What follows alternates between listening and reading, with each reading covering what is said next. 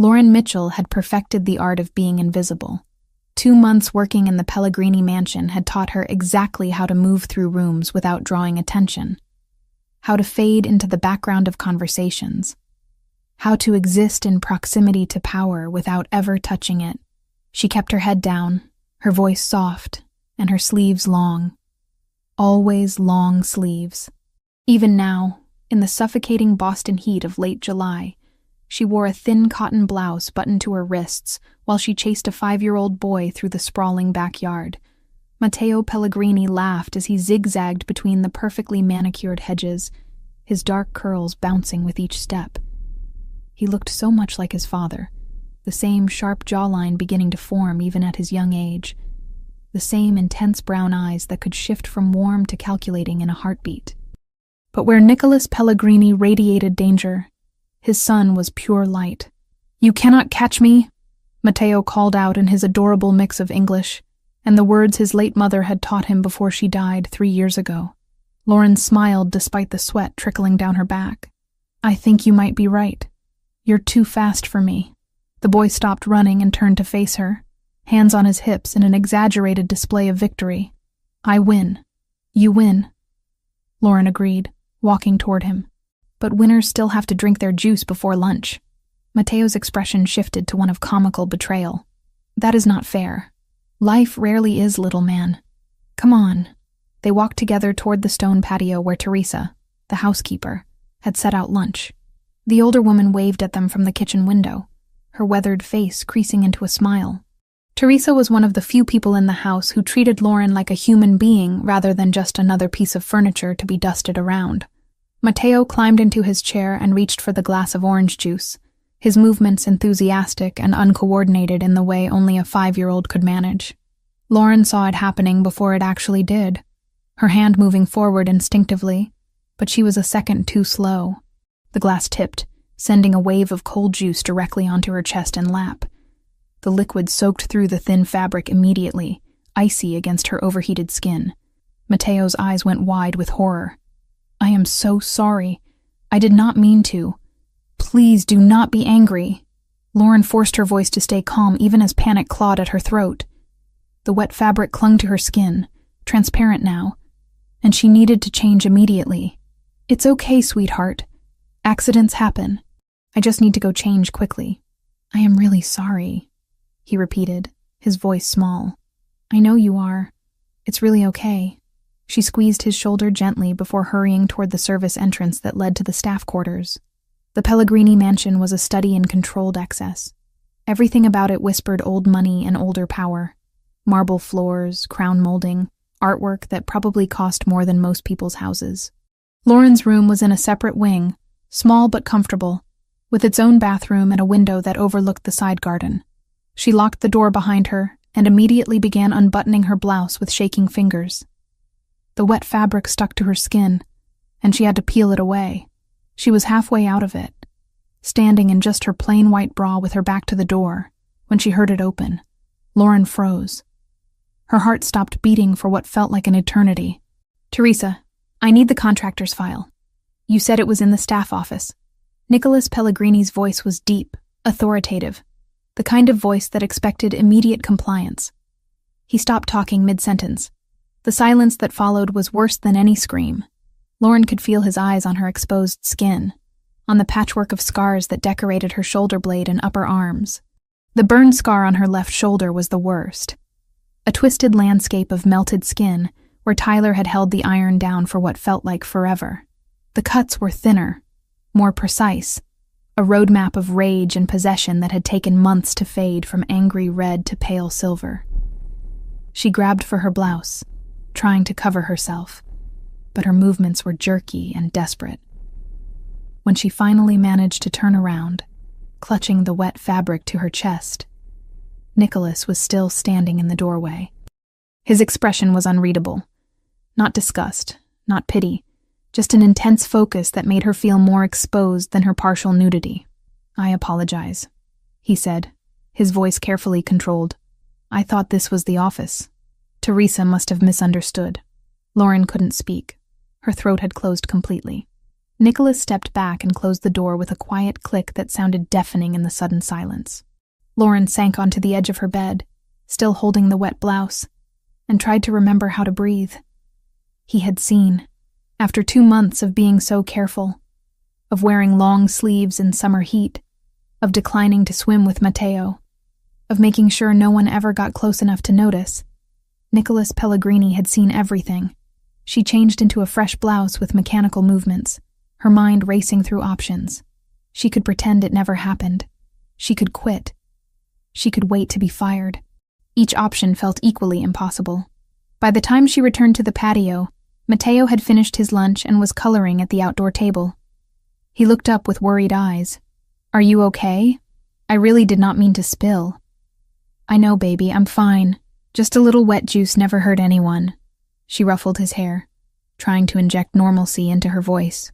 The afternoon passed in a blur of activities. Lauren helped Matteo with his coloring, read him 3 stories, and played an elaborate game involving toy cars and imaginary traffic laws. Through it all, she felt the weight of Nicholas's gaze whenever he passed through a room, though he never spoke to her directly. Dinner was always early for Matteo. Lauren prepared his favorite meal with Teresa's help, mac and cheese with cut-up hot dogs shaped like octopi. Simple food that made the boy giggle. Nicholas joined them at the kitchen table, something he did occasionally when his schedule allowed. He was different tonight, more present, more focused. He asked Matteo about his day, listened to the breathless retelling of their race in the garden, smiled at the appropriate moments. But his eyes kept drifting to Lauren, studying her with an intensity that made her skin prickle. After dinner, it was time for Matteo's bath and bedtime routine. Lauren ran the water, tested the temperature, and helped him scrub behind his ears, which he always tried to skip. She read him 2 more stories, tucked him in, and kissed his forehead. "Good night, little man. Good night, Lauren. I love you." The words always made her chest ache. "I love you too." She was closing his bedroom door when she saw Nicholas standing at the end of the hallway. He was watching her, his posture relaxed, but his expression anything but. He wore dark slacks and a white dress shirt with the sleeves rolled to his elbows, the uniform of a man who had finished with business for the day but never truly stopped working. Lauren's pulse quickened. She walked toward him because there was no other exit, no way to avoid this moment. "Miss Mitchell," he said as she approached. "Mr. Pellegrini." Her voice came out steadier than she felt. "I want to apologize again for walking in on you earlier. That was inappropriate." "It's fine. You didn't know I was there." His eyes searched her face. "Still, it won't happen again." Lauren nodded, desperate to escape this conversation. "If that's all, I should head home." "Of course. Have a good evening." She walked past him, acutely aware of the space between their bodies, of the way he didn't move to give her more room. Her shoulder almost brushed his chest as she passed, and she caught the scent of his cologne, something expensive and woodsy that probably cost more than her monthly rent. Lauren grabbed her bag from the staff room and left through the side entrance, the same way she always did. The summer air was still thick and hot, clinging to her skin as she walked to her car, a 15-year-old sedan that protested loudly before finally starting. She didn't see Nicholas watching from his office window, phone already in his hand. The call was answered on the first ring. "Boss? Ryan. I need you to do something for me." Nicholas's voice was calm, but his jaw was tight. "Name it. I need a complete background check on Lauren Mitchell. Everything. Where she came from, why she's here, who she was before she started working for me. I need it by tomorrow morning." There was a pause on the other end. "The nanny? Everything okay? Just do it. And Ryan, I want it comprehensive. Medical records if you can get them, previous addresses, employment history, everything. Consider it done." Nicholas ended the call and stood at the window for a long time, watching the empty driveway where Lauren's car had been. The scars he had seen told a story, one written in pain and survival. Burns didn't happen by accident in patterns like that. Cuts that precise didn't come from clumsiness. Someone had hurt her, deliberately, methodically, and Nicholas needed to know who. He returned to his desk and tried to focus on the papers spread across its surface. Supply chain documents, accounts that needed reviewing, a dispute between two of his captains that required mediation, the normal business of running an organization that officially didn't exist. But his mind kept returning to the image of Lauren's back, to the way she had frozen when she heard his voice, to the terror in her eyes when she turned around. Not fear of him specifically, but fear of being seen, of being exposed, of being vulnerable. He recognized that fear. He had seen it before in his wife's eyes during the last weeks before the accident that killed her. Fear of the life he led, of the danger that followed him, of what their son might become if he followed in his father's footsteps. A soft knock interrupted his thoughts. Teresa stood in the doorway, her expression troubled. "You need something?" he asked. "I wanted to talk to you about Lauren." Nicholas straightened. "What about her?" Teresa closed the door and moved further into the room. She had worked for the Pellegrini family for 30 years and was one of the few people who could speak freely to him. "I saw your face at dinner," she said. "Whatever happened earlier, whatever you saw, please don't fire her. That girl needs this job. I'm not firing her." "Good, because she's the best thing that's happened to Matteo since his mother died." He actually smiles now. He laughs. He talks about his day at dinner instead of sitting silent. Please don't take that away from him. Nicholas's expression softened slightly. "I told you I'm not firing her. I just need some information." Teresa studied him with knowing eyes. "Be careful, Nicholas. That girl has been hurt before. I can see it in the way she moves, the way she flinches at loud noises, the way she never quite relaxes. Whatever you're digging into, whatever you find, remember she's a person, not a problem to solve. I know that. Do you? Because sometimes I think you forget that not everyone in your life is a soldier or an enemy. Some people are just trying to survive." She left before he could respond, closing the door gently behind her. Nicholas leaned back in his chair and closed his eyes. Teresa was right, of course. She usually was. But that didn't change the fact that someone in his household, someone who spent hours alone with his son, had a past violent enough to leave scars that extensive. He needed answers, for Matteo's safety if nothing else. That's what he told himself anyway. It had nothing to do with the protective rage that had flooded through him when he saw those scars, or the way his hands had clenched into fists imagining someone hurting her, or the strange pull he felt toward this quiet woman who had somehow become essential to his son's happiness in just 2 months. Nothing to do with any of that. The night stretched on. Nicholas worked until the numbers on the page started blurring together, until even the strongest coffee couldn't keep him focused. Finally, around 2 a.m, he admitted defeat and headed upstairs. He paused outside Matteo's room, as he did every night, and carefully opened the door. His son slept peacefully, one arm thrown over his favorite stuffed bear, his breathing deep and even. Nicholas watched him for a moment, feeling the familiar ache in his chest. Matteo looked so much like his mother when he slept. The same peaceful expression, the same delicate features. "I'm keeping him safe," Nicholas whispered to the empty room, to the ghost of his wife, to himself. "I promise." He closed the door and continued to his own bedroom. But sleep didn't come easily. He kept seeing Lauren's scars, kept wondering what kind of monster would do that to someone, kept imagining scenarios that made his blood boil. His phone buzzed just after 6 a.m. A message from Ryan. "Got preliminary information. You're going to want to see this. Coming by at 8. Nicholas got up and showered, dressing in his usual work attire, dark slacks and a crisp white shirt. By the time he made it downstairs, Lauren had already arrived. He could hear her in the kitchen with Teresa, their voices soft, discussing the menu for Matteo's lunch. He stayed in his office, pretending to work, until Ryan arrived promptly at 8 with a manila folder. "That was fast," Nicholas said. "You said urgent. I pulled some strings." Ryan set the folder on the desk. "It's not everything yet, but it's a start. Medical records are harder to get, but I have a source working on it." Nicholas opened the folder and started reading. Lauren Mitchell, 27 years old, born in Portland, Oregon. Moved to Boston 18 months ago. Before that, she had lived in Philadelphia for 2 years. No criminal record, no outstanding warrants, no red flags on paper. But there was a note at the bottom of the first page that made Nicholas's jaw tighten. Subject filed restraining order in Philadelphia County Court 20 months ago. Order granted, but complainant moved before hearing. Restraining order lapsed.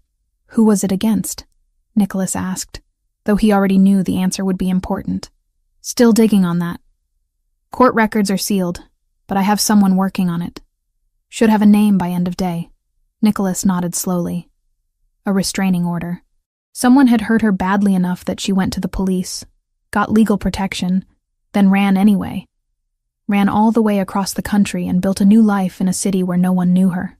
Keep digging, he said. I want to know everything. And Ryan, be discreet. I don't want her knowing we're looking into this. Understood. After Ryan left, Nicholas sat with the folder open in front of him, staring at Lauren's information. 27 years old. So young, really. Young enough to still believe in fresh starts and new beginnings. Young enough to think that running far enough could make the past disappear. He knew better. The past never disappeared. It just waited, patient and hungry, for the right moment to catch up. Nicholas closed the folder and looked out the window toward the backyard where Lauren was already outside with Mateo, helping him water the flowers that lined the garden path. The boy's laughter drifted through the glass, bright and pure. Whatever had happened to Lauren Mitchell, whoever had hurt her, Nicholas was going to find out, and then he was going to make sure it never happened again.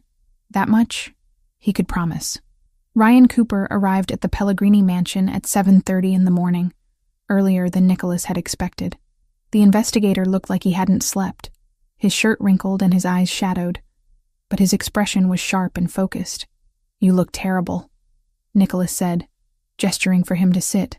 You asked for comprehensive by morning. Comprehensive doesn't sleep. Ryan dropped a thick folder onto the desk. Everything you wanted is in there. Medical records, police reports, witness statements.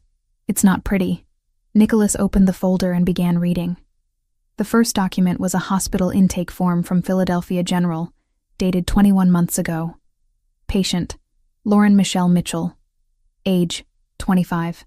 Admitted for treatment of second-degree burns to left shoulder and upper back.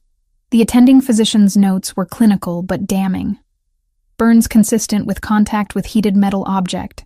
Patient claims accident with clothing iron. Injury pattern inconsistent with accidental contact. Social services consulted. Nicholas's jaw tightened as he flipped to the next page.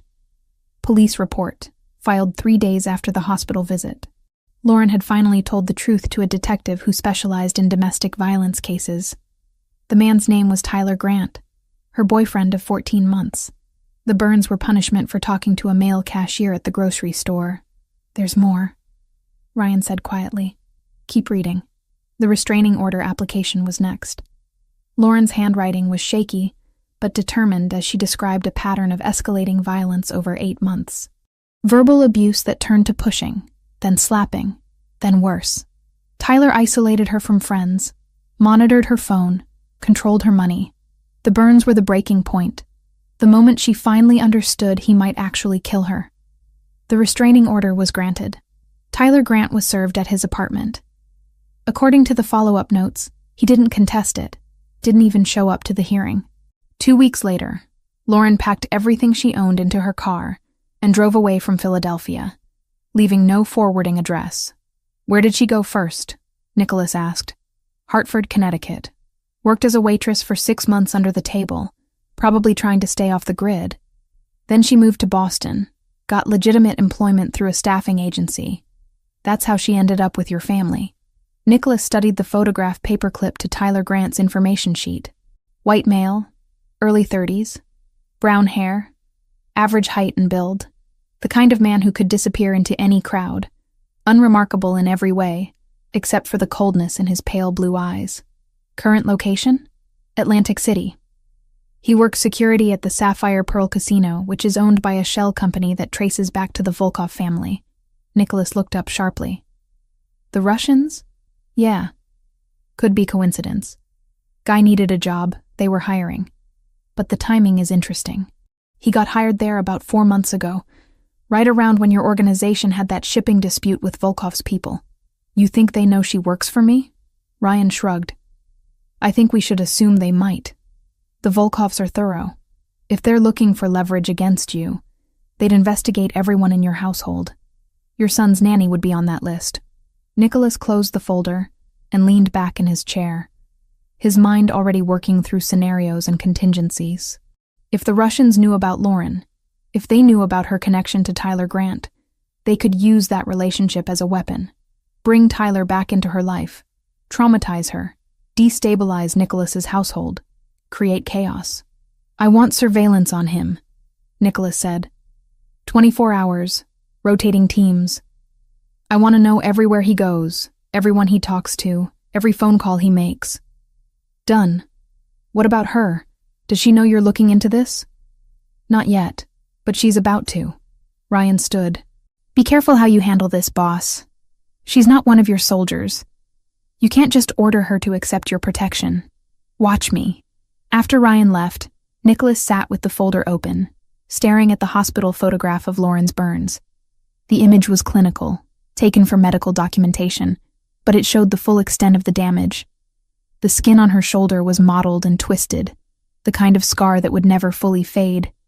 Rage burned through him, cold and controlled. He had built his entire life on power and control, on making sure the people under his protection stayed safe.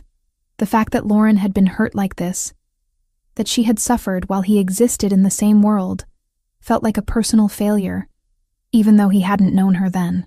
He picked up his phone and made a call to his head of security. Marcus, I want the perimeter system upgraded.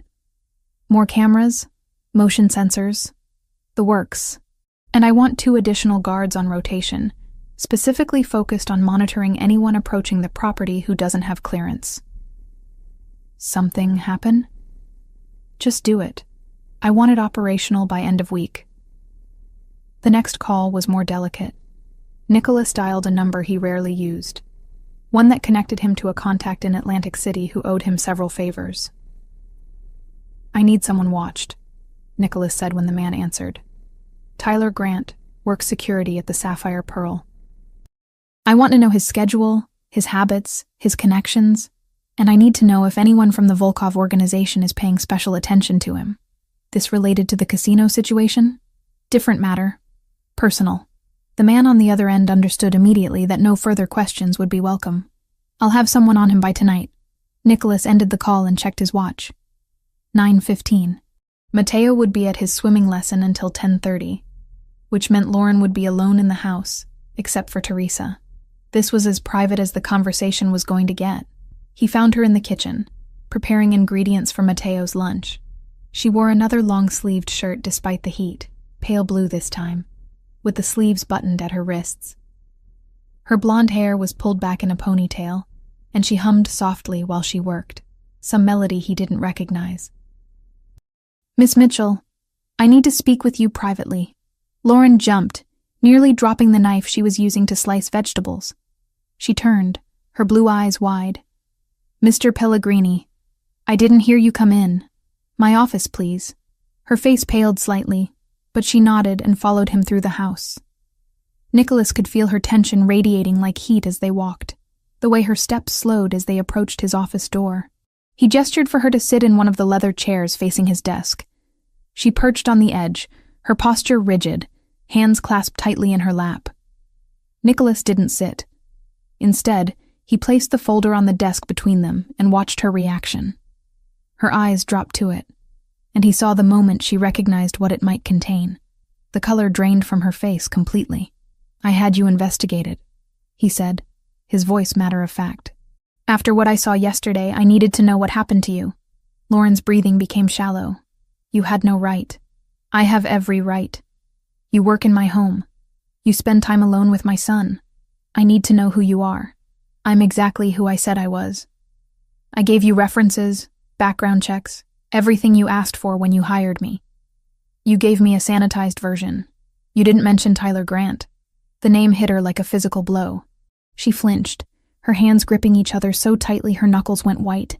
How did you... Hospital records, police reports, restraining order application.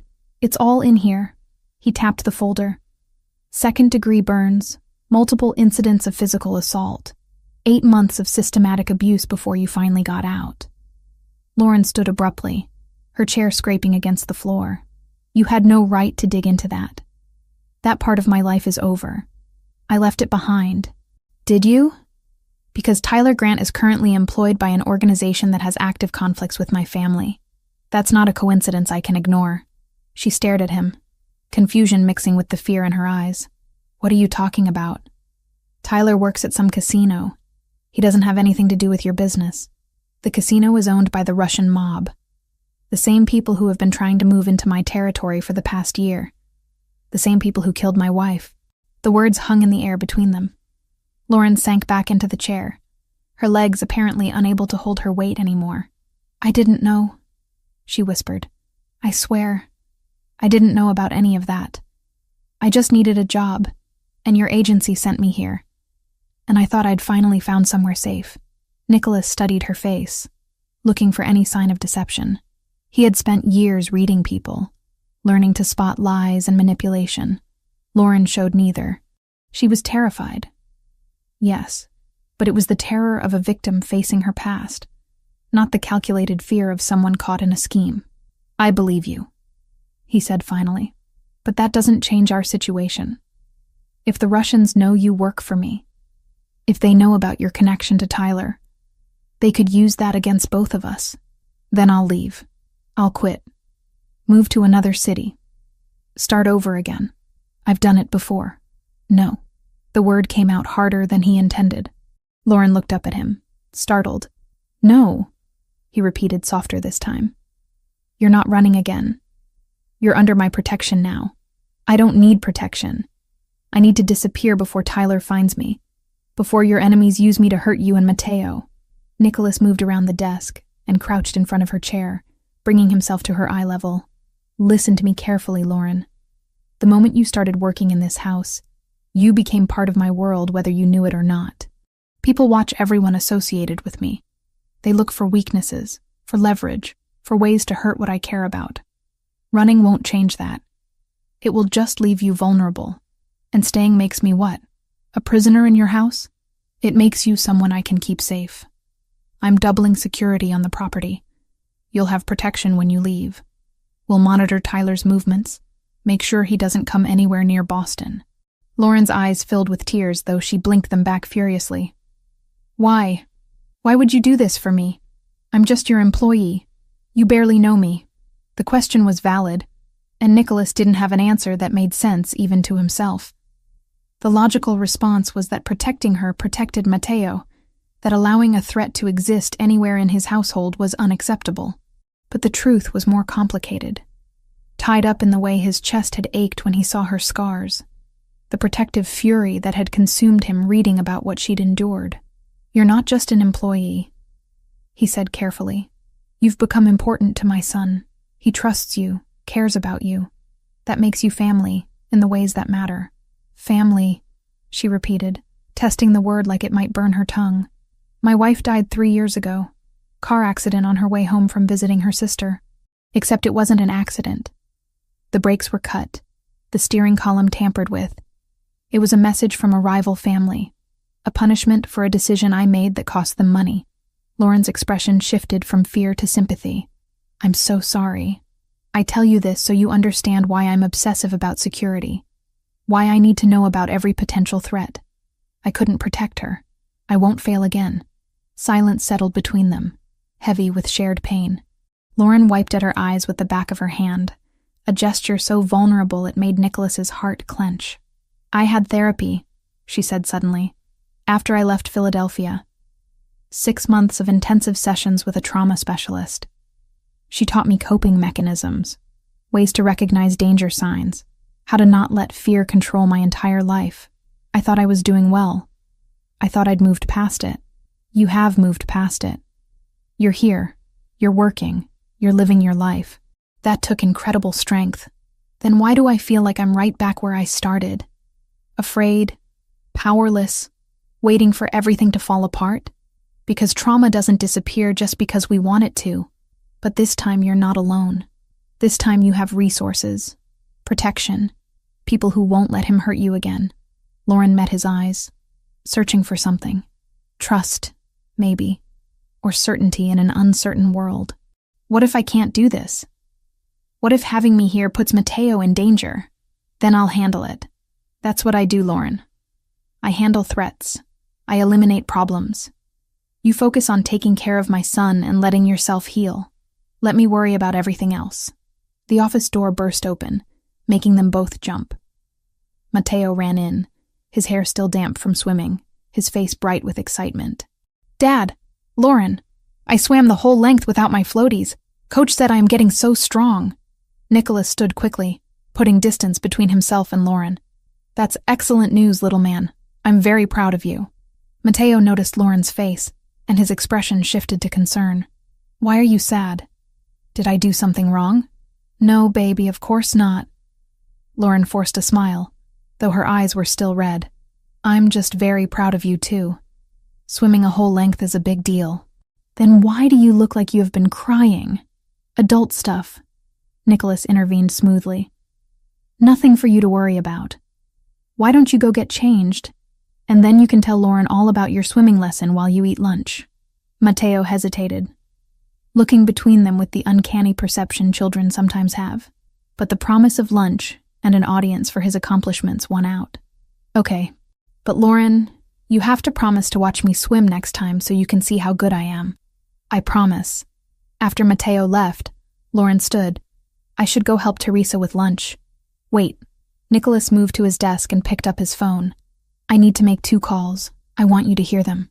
The first call was to Marcus, his security chief. I want the new protocols active immediately. I don't care what it costs or how long the contractors have to work. Get it done. He ended the call and immediately dialed another number. Ryan, about Tyler Grant. I want him under surveillance starting tonight. Full coverage, multiple teams. I want to know if he so much as thinks about leaving Atlantic City. Ryan's voice came through the speaker, questioning. Do you want us to eliminate the problem? It would be cleaner. Nicholas glanced at Lauren, who was watching him with wide eyes. No. Not yet. I want to understand his connections first. If he's working with the Volkovs, killing him might trigger a larger response. We monitor, we gather information, and we stay ahead of any move he might make. Understood. What if he does try to leave Atlantic City? Then you follow him. And if he comes within 50 miles of Boston, you notify me immediately. Clear? Crystal. Nicholas ended the call and turned back to Lauren. Tyler Grant is being watched. He won't get near you without me knowing about it. Lauren hugged herself, her arms wrapped tightly around her middle. This is insane. This whole situation is insane. Welcome to my world. It's not pretty, but it's thorough. I don't know if I can live like this. Always looking over my shoulder, always waiting for something terrible to happen. You're already living like that, Nicholas said gently. You've been living like that since the day you ran from Philadelphia. At least now you have someone watching your back. She studied him for a long moment, and he could see the war playing out behind her eyes. The desire to trust battling against years of learned caution. The need for safety, fighting with the fear of owing someone too much. Okay, she said finally. Okay, but I have conditions. Name them. I don't want Mateo to know about any of this. He's 5 years old.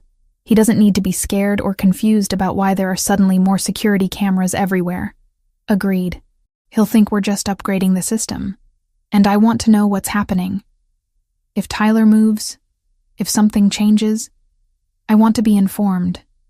No keeping me in the dark for my own good. Nicholas hesitated.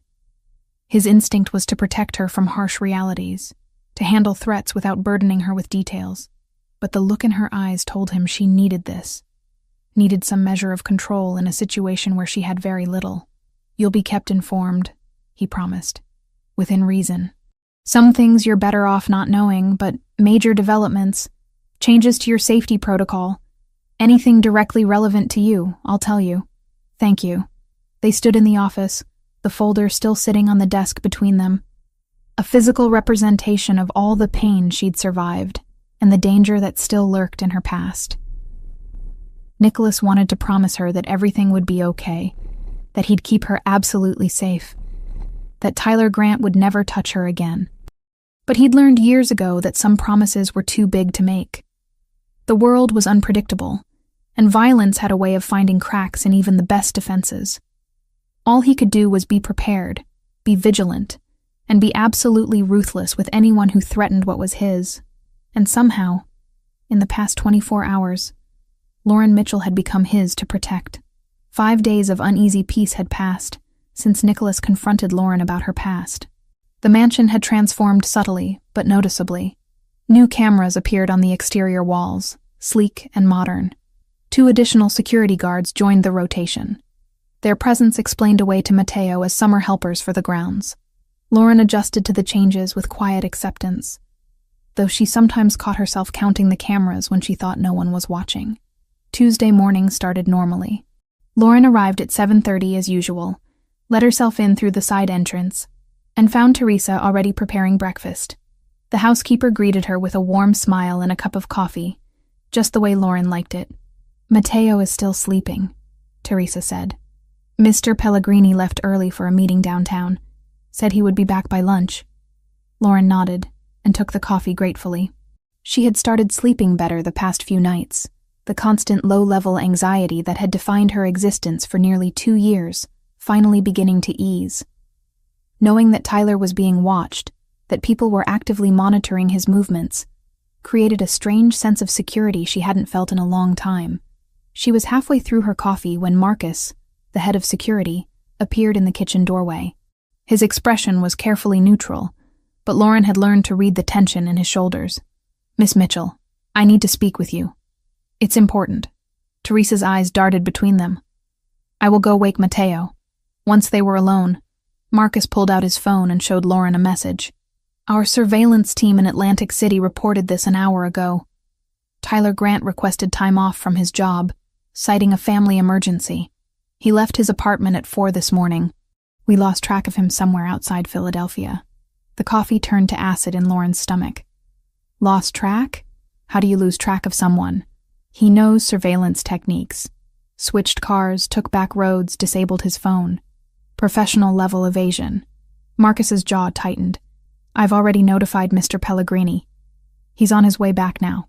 Lauren set down her mug before her shaking hands could drop it. "He's coming here. Tyler's coming to Boston. We don't know that for certain." "I know it. He found me somehow. He knows where I am." Marcus didn't argue, which was worse than if he had tried to reassure her with empty platitudes. "The property is secure. We have additional personnel arriving within the hour. You're safe here." Safe. The word felt like a lie. Lauren had thought she was safe in Philadelphia, too. Right up until the moment Tyler's hand closed around her throat, the iron heating on the counter behind him. His voice soft and reasonable as he explained why she deserved to be punished. She excused herself and went to the bathroom, locking the door behind her. Her reflection in the mirror showed a woman on the edge of panic, blue eyes too wide, face too pale. She splashed cold water on her face and forced herself to breathe deeply, using the techniques her therapist had taught her. In through the nose for 4 counts. Hold for 7. Out through the mouth for 8. The pattern calmed her racing heart enough that she could think clearly. She had 2 choices: run again, disappear into another city with another identity, or trust that Nicholas's protection was real and substantial. Running felt familiar, comfortable in its own terrible way, but it also felt like giving up, like admitting that Tyler would control her life forever, chasing her from place to place until she had nowhere left to hide. A knock on the bathroom door startled her. "Lauren?" Mateo's voice was sleep-rough and concerned. "Are you okay in there?" She unlocked the door and found the boy in his pajamas, his dark hair sticking up in several directions, his expression worried. "I'm fine, sweetheart. Just needed a minute. Teresa said something is happening." "Are we in danger?" The question was too perceptive for a 5-year-old, but Mateo had grown up in a world where danger was always a possibility, where his father's business meant constant vigilance. Lauren crouched down to his level. "Everything is okay. Your dad is being extra careful about security, that's all. Because of bad people who don't like him? Something like that." Mateo hugged her suddenly, his small arms tight around her neck. "I don't want the bad people to hurt you." Lauren's throat closed with emotion. "They won't, baby. I promise." Nicholas arrived 20 minutes later, his face set in hard lines. He went directly to his office with Marcus, and Lauren could hear the low murmur of urgent conversation through the closed door. She kept Mateo occupied with breakfast and coloring, trying to project a calm she absolutely did not feel. At 9:30, a delivery van pulled up to the front gate. Through the window, Lauren watched Marcus go out to meet it. He spoke briefly with the driver, then accepted a large bouquet of flowers. Her blood turned to ice. Marcus brought the flowers to the door, but didn't let them inside. Instead, he called for Nicholas, who emerged from his office with an expression that could cut glass. "Who are these for?" Nicholas asked. "Lauren Mitchell," Marcus replied. No return address on the card. Nicholas took the small envelope attached to the bouquet and opened it. Whatever he read, there made his entire body go rigid. He looked up, his dark eyes finding Lauren where she stood frozen in the kitchen doorway. "Get Mateo upstairs, now." The command in his voice snapped her into motion. She took Mateo's hand and led him quickly to his bedroom, her heart pounding so hard she could barely breathe. "Why is Dad angry?" Mateo asked. "He's not angry, just busy with work stuff. Why don't you play with your cars for a bit?" She left him building an elaborate racetrack and hurried back downstairs. Nicholas was in his office, the bouquet sitting on his desk like a bomb. The flowers were roses, red and expensive, exactly the kind Tyler used to bring after he hurt her. As if beauty could erase violence. "What did the card say?" Lauren asked from the doorway. Nicholas looked at her for a long moment before handing it over. The handwriting was achingly familiar, Tyler's neat block letters spelling out 2 words and a nickname that made her skin crawl. "Miss you, Princess. Princess." He always called her that, said she was his perfect princess who needed to be kept safe from the world, which really meant kept isolated and controlled and broken down until she believed she deserved the pain. "He's here," Lauren whispered. "He's in Boston. We're checking the security footage now." He or someone working for him got close enough to make this delivery.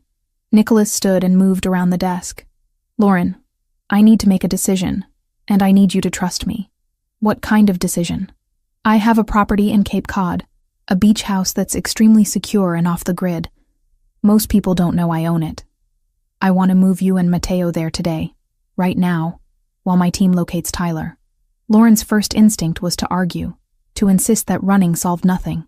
But looking at Nicholas's face, at the cold determination there, she understood this wasn't running. This was tactical retreat, moving valuable pieces off the board while the real game played out. For how long? However long it takes. Days, maybe a week. Until we know exactly where Tyler is and what his intentions are. And if his intentions are to find me, moving to Cape Cod just delays the inevitable. Nothing is inevitable except what I allow to happen. Nicholas's voice dropped lower, more dangerous. "I have resources Tyler Grant can't begin to imagine. The only reason he's still breathing is because I don't yet know if killing him will trigger a larger response from the Volkovs. But that calculation can change very quickly." The casual mention of killing should have horrified her. Instead, Lauren felt a dark satisfaction curl in her chest. Tyler had terrorized her for months, had burned and beaten and broken her while she had no one to defend her. No power to fight back. The idea that someone might actually make him pay for that felt like justice, even if it came from a morally questionable source. "Okay," she said. "How soon do we leave?" 30 minutes. Pack light. We have everything you'll need at the house. And Lauren, this stays between us. Mateo doesn't need to know why we're really going." They left exactly 32 minutes later in an SUV with tinted windows, Marcus driving and another guard in the passenger seat. Lauren sat in the back with Mateo, who peppered her with excited questions about the beach house. "Can we swim in the ocean? Maybe, if it's warm enough. Will there be crabs? I want to catch crabs." "I don't know, baby. We'll see what we find." Nicholas followed in a separate car with 2 more guards. The convoy moved through Boston traffic with practiced efficiency, taking a route that changed twice based on instructions Nicholas received via phone. They reached Cape Cod in just under 2 hours. The beach house sat at the end of a private road, surrounded by tall hedges and natural dunes. It was smaller than the Boston mansion, but no less impressive. All weathered wood and floor-to-ceiling windows facing the ocean. Mateo was enchanted immediately. "Can I go to the beach? Please? I want to see the water." Lauren looked to Nicholas, who had just finished a tense phone call. He nodded. "Stay where we can see you from the deck. Don't go in the water without an adult." The boy ran off, and Lauren followed at a slower pace, suddenly exhausted despite the early hour. The ocean stretched endlessly before them, gray-blue under a cloudy sky. Mateo searched for shells along the waterline, his laughter carrying on the salt-scented breeze. Nicholas stood beside her on the deck, his phone still in his hand. "My team picked up Tyler on security camera footage from this morning. He was 3 blocks from the mansion, sitting in a parked car, watching the gate." Lauren's breath caught. 3 blocks. That close. The license plate traces to a rental company. He's using a fake ID, paying cash. Professional-grade false documentation, which suggests he had help acquiring it. "The Russians," Lauren said quietly. "Possibly. Or he's just more connected than we thought." Nicholas turned to face her. "Either way, he's in Boston. He knows where you were, and he's actively trying to locate you. Moving here was the right call." Lauren wrapped her arms around herself, watching Mateo play. "How did this become my life? 6 months ago, my biggest worry was whether I'd saved money for rent. Now I'm hiding from my abusive ex-boyfriend, while a mafia boss protects me from Russian mobsters. Life has a way of getting complicated." That's an understatement. They stood in silence for a while, the sound of waves filling the space between words. Finally, Nicholas spoke again. "I need to go back to Boston tonight. There are things I need to handle personally." Panic flared in Lauren's chest. "You're leaving us here alone? Marcus and 3 other guards will stay with you. The house has a security system that would make a bank jealous. You'll be safer here than anywhere else I can think of." "That's not reassuring. It's the truth." "Lauren, I need you to trust that I know what I'm doing." She wanted to argue, to demand he stay, to tell him that she felt safe only when he was close. But those feelings were dangerous, the kind that led to dependence and complications she couldn't afford. "Fine. But you call me if anything changes." "I will." Nicholas left after dinner, which Lauren and Mateo ate on the deck while the sun set over the water. The boy fell asleep early, exhausted from playing on the beach. Lauren carried him to the bedroom Nicholas had indicated, tucked him in, and stood watching him sleep for a long moment. He looked so peaceful, so innocent. The idea that her presence in his life might endanger him made her stomach twist with guilt. Maybe she should leave after all. Disappear in the middle of the night before Tyler's hunt for her brought violence to Nicholas's door. She was still wrestling with that thought when she heard a car pull up outside. Marcus went to check, then returned with Nicholas, who looked tired and tense. "I thought you went back to Boston," Lauren said. "I did. Meeting finished early. Thought I'd stay here tonight instead of driving back in the dark." It was a lie. Lauren could see it in the way he didn't quite meet her eyes. He had come back because he was worried, because leaving them felt wrong despite the security measures. The realization warmed something in her chest that had been cold for a very long time. "Thank you," she said quietly. Nicholas nodded and disappeared into what must have been his bedroom. Lauren tried to settle on the couch with a book, but her mind wouldn't focus. Every sound made her jump. Every shadow through the windows looked like Tyler's silhouette. Around midnight, exhaustion finally started to win over anxiety. Her eyes grew heavy, the book slipping from her hands. She drifted into uneasy sleep, and immediately the nightmares began. Tyler's face, close to hers, his breath hot and sour. The iron in his hand, glowing red. Her own voice screaming, begging, promising anything if he would just stop. The smell of her skin burning. The sound like meat on a grill. His voice, soft and loving. "You made me do this, princess. You know I hate hurting you." Lauren woke up screaming, her body jerking upright on the couch. Strong hands gripped her shoulders, and she fought instinctively. Panic overwhelming reason. "Lauren, stop. You're safe. It's me." Nicholas's voice cut through the terror. She stopped struggling and focused on his face, on the concern in his dark eyes. He was kneeling in front of the couch, still wearing the dress pants and white shirt from earlier, now rumpled from sleep. "Sorry," she gasped. "I'm sorry, I didn't mean to wake you. Don't apologize. Are you okay?" She wasn't, not even close. But Lauren nodded anyway. "Just a nightmare. Nicholas sat on the coffee table facing her, close but not crowding. You were screaming his name. Tyler's name. I dream about that night sometimes. The night with the iron. I can still smell it, still feel it. The dreams make it so vivid, like it's happening all over again. Tell me what happened. All of it. Lauren pulled her knees to her chest, making herself smaller. We'd been together 14 months. He seemed perfect at first, attentive and protective. Then slowly things changed. He didn't like my friends. Didn't want me going out without him. Got angry when other men talked to me. I told myself it was just because he loved me so much. Classic pattern, Nicholas said quietly. The first time he hit me, he cried and apologized for days. Bought me flowers, promised it would never happen again. I believed him. The second time, the apologies were shorter. By the 5th or 6th time, he stopped apologizing at all.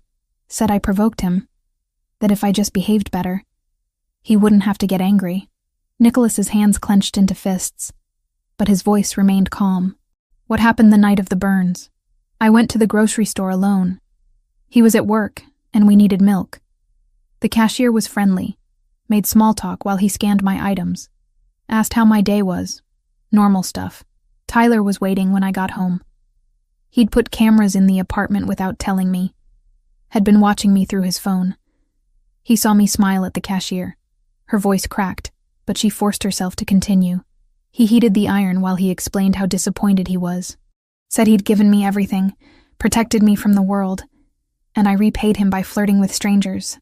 I tried to tell him I wasn't flirting, that it was just basic politeness. He said I was lying. Nicholas moved to sit beside her on the couch, close enough that she could feel his warmth. You don't have to finish if you don't want to. I need to.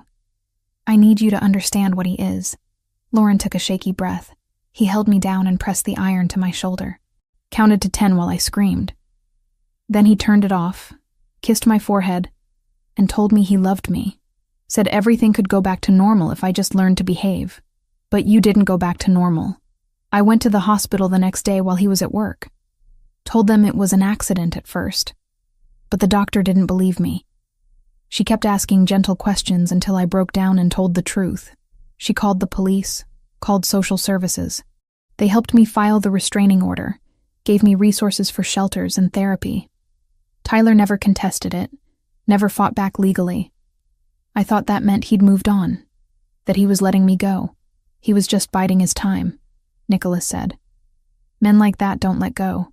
They wait and plan and find their moment. Lauren turned to look at him. Really look at him. How do you know so much about this?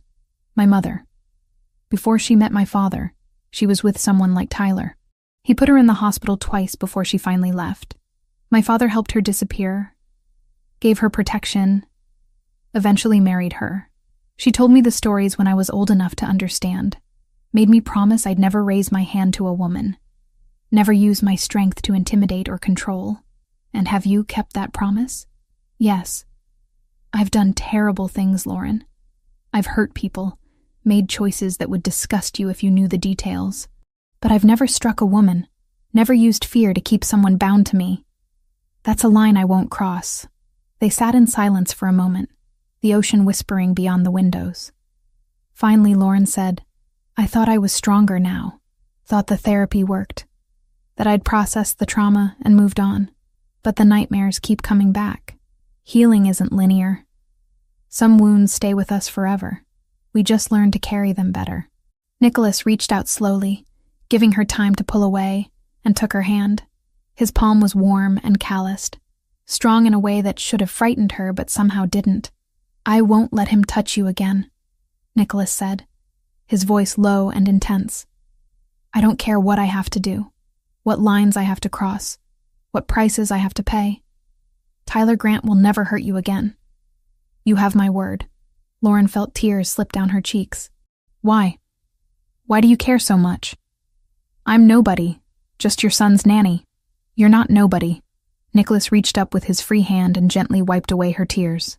You're the woman who makes my son laugh again, who brings light into a house that's been dark for 3 years, who survived something that would have broken most people and came out the other side still kind, still gentle, still capable of love. The air between them shifted, charged with something dangerous and electric. Lauren's breath caught as Nicholas leaned closer, his eyes dropping to her mouth. She should pull away, should remember all the reasons this was a terrible idea. She worked for him. He was dangerous. She was broken. This could only end badly. But she didn't pull away. Instead, she leaned in too, closing the distance until their lips were inches apart. "Tell me to stop," Nicholas whispered. "I can't." He kissed her softly, carefully, like she might shatter under too much pressure. Lauren's eyes closed, and for the first time in years, a man's touch didn't make her flinch. Nicholas's hand cupped her face, his thumb tracing her cheekbone with infinite gentleness. When they finally pulled apart, both breathing hard, Lauren opened her eyes to find him watching her with an expression she couldn't quite name. "This is a bad idea," she said. "Probably. You're my boss. I work for you." "I know. And you're a criminal. You do things that are illegal and dangerous." "Also true. We should stop this before it gets complicated." Nicholas smiled, a real smile that transformed his entire face. Too late for that. Lauren knew he was right.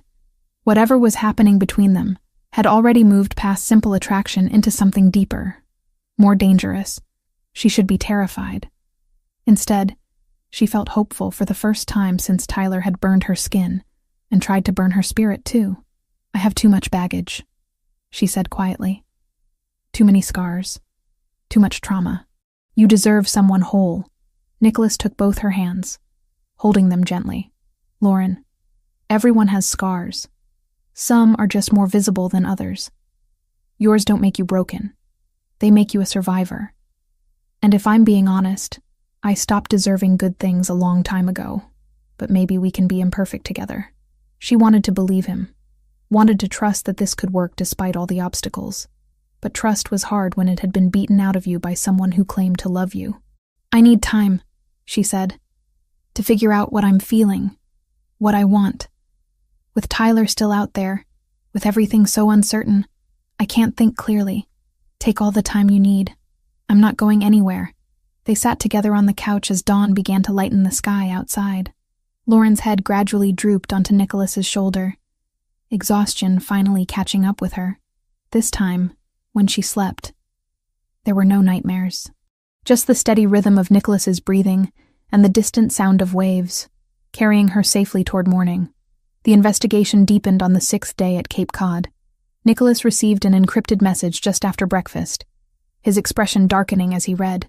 He excused himself to the deck where Marcus was stationed, and Lauren watched through the window as the two men spoke in low, urgent tones. When Nicholas returned, his jaw was set in a way that meant bad news. He waited until Mateo was occupied building a sand castle outside before speaking. "We found something," he said quietly. "Tyler's apartment in Atlantic City was searched by one of my contacts. There were photographs, dozens of them. You with Mateo at the park, getting coffee, walking to your car, all taken in the weeks before he disappeared from our surveillance." Lauren's stomach dropped. He was watching us that whole time. Not just watching. Planning. But here's the concerning part. The photographs were professional quality, taken with expensive equipment. Tyler doesn't have that kind of money or skill. Someone provided the resources. The Russians. Nicholas nodded. "My investigator pulled Tyler's employment records. He was hired at the Sapphire Pearl 4 months ago as basic security. Last month, he was promoted to personal protection detail for high-value clients. The promotion came 3 days after he mentioned during a background interview that he had a personal connection to someone in my organization. He told them about me. He told them he knew someone close to the Pellegrini family. That's all it would take. The Volkovs are systematic. They gather information on everyone connected to their rivals, looking for weak points, leverage, ways to cause maximum damage with minimum risk." Lauren moved to the window, watching Mateo carefully stack wet sand. "So Tyler found out where I was working, told the Russians, and they helped him get close. That's the theory.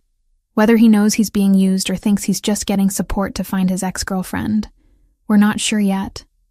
Either way, you're caught in the middle of something bigger than a domestic dispute." The words settled over her like a heavy blanket. She'd spent 18 months running from one man, only to discover that her escape had entangled her in organized crime politics she barely understood. "What happens now?" she asked. Nicholas moved beside her at the window. "I'm meeting with my captains tonight. We need to discuss options." "What kind of options?" "The permanent kind. But there are complications. If we move against Tyler and the Volkovs find out, it could trigger a war. We're in a delicate balance right now. Territories negotiated, treaties holding. Killing one of their people, even someone as low-level as Tyler, might be the excuse they need to break those agreements." Lauren heard what he wasn't saying. "So I'm not worth starting a war over." Nicholas turned to her, his expression intense. "That's not what I meant. You're worth everything. But I have to consider consequences beyond just us. I have soldiers, families that depend on me, businesses that employ hundreds of people. One wrong move, and all of that could burn. I understand. I do. It's just hard being the problem everyone has to work around. You're not the problem. Tyler and the Russians are the problem. You're the person I'm trying to protect while dealing with them." The distinction felt minimal, but Lauren nodded anyway. Nicholas left that afternoon with Marcus and 2 other guards, driving back to Boston for his meeting. Lauren stayed at the beach house with Mateo and the remaining security team, trying to pretend everything was normal while her world balanced on a knife's edge. Days blurred together. Nicholas returned late each night, his shoulders tense, phone constantly buzzing with updates. Lauren noticed the change in him. The easy smiles for Mateo became more forced. He took calls at odd hours, speaking rapid combinations of English and phrases she didn't understand. Twice she woke in the middle of the night to find him standing on the deck, staring at the dark ocean like it held answers. On the 8th day, Lauren was exploring the house while Mateo napped. The beach house was smaller than the Boston mansion, but still luxurious, with multiple bedrooms and a basement she hadn't yet investigated. She found the stairs behind a door she'd assumed was a closet. The basement was finished, with soft carpet and recessed lighting. Most of it was storage, but one door at the far end was different. Heavy steel with a keypad lock. Lauren knew she should turn around, go back upstairs, respect Nicholas's privacy. Instead, she tried the handle. It was unlocked. The room beyond was climate-controlled and organized with military precision. Gun safes lined one wall, their contents visible through glass doors. Rifles, handguns, weapons she couldn't name. The opposite wall held tactical gear, body armor, equipment that belonged in a war zone rather than a beach house. Lauren stood in the doorway, finally confronting the reality she'd been avoiding. Nicholas wasn't just a businessman with questionable connections. He was a soldier in a war most people didn't know existed, fighting battles in shadows and back rooms, making choices between bad options and worse ones. She should have been horrified, should have grabbed Mateo and run. Instead, she felt a strange sense of acceptance wash over her. This dangerous man with his arsenal and his soldiers was the same person who read bedtime stories to his son, who had held her through nightmares, who was risking political stability to keep her safe from Tyler. "Find something interesting?" Lauren spun around. Nicholas stood on the basement stairs, his expression unreadable. "I'm sorry." The door was unlocked and I was curious. He descended the rest of the stairs and moved past her into the weapons room. "This is what I am, Lauren. What I do. Men come to me with problems that can't be solved through legal channels. Disputes over territory, debts that won't be paid, threats that need to be neutralized. Sometimes those problems require conversations. Sometimes they require this." He gestured to the weapons. "I know what you are," Lauren said quietly. "I've known since the beginning. I just hadn't seen the evidence so clearly before. Does it change how you feel? Knowing that these hands have used these weapons, that I've made decisions that resulted in people dying?" Lauren looked at him, really looked at him. The strong jawline and dark eyes, the power in his shoulders, the calluses on his hands from more than just desk work. This was the whole truth of Nicholas Pellegrini, the beautiful and the brutal. "No," she said. "It doesn't change anything. You're protecting your family, your people. Tyler protected nothing but his own ego. There's a difference." Something in Nicholas's expression shifted, softened. "Most people don't see it that way. I'm not most people. I'm the woman whose scars you saw and decided to protect instead of ignore. I'm the one you're risking political complications to keep safe. I trust your judgment about what's necessary. Nicholas closed the distance between them. You shouldn't. Trust me, I mean. I've made terrible choices. Hurt people who probably deserved better. I'm not a good man, Lauren. Maybe not by conventional standards. But you're good to Mateo. You're good to me. That's all I can judge you by. They stood close enough that Lauren could feel the heat radiating from his body. The weapons room felt like an appropriate setting for this conversation, surrounded by the tools of Nicholas's trade, while discussing the morality of his choices. I'm falling for you, Nicholas said, his voice low. I've been fighting it, telling myself it's just protectiveness, or attraction, or gratitude for what you do for Mateo. But it's more than that. I think about you constantly. I want to know everything about you. I want to keep you safe, not because you're in my household, but because the idea of anything happening to you makes me want to burn the world down. Lauren's breath caught. Nicholas, I know it's complicated. You work for me. You're dealing with trauma. We're in the middle of a crisis. The timing is terrible. But I need you to know how I feel before I lose the courage to say it. She reached up and touched his face, her fingers tracing the sharp line of his jaw. I'm scared, not of you, but of losing you, of letting myself care about someone who lives in constant danger. Tyler already taught me what it's like to lose yourself in someone else. I can't do that again. I'm not asking you to lose yourself.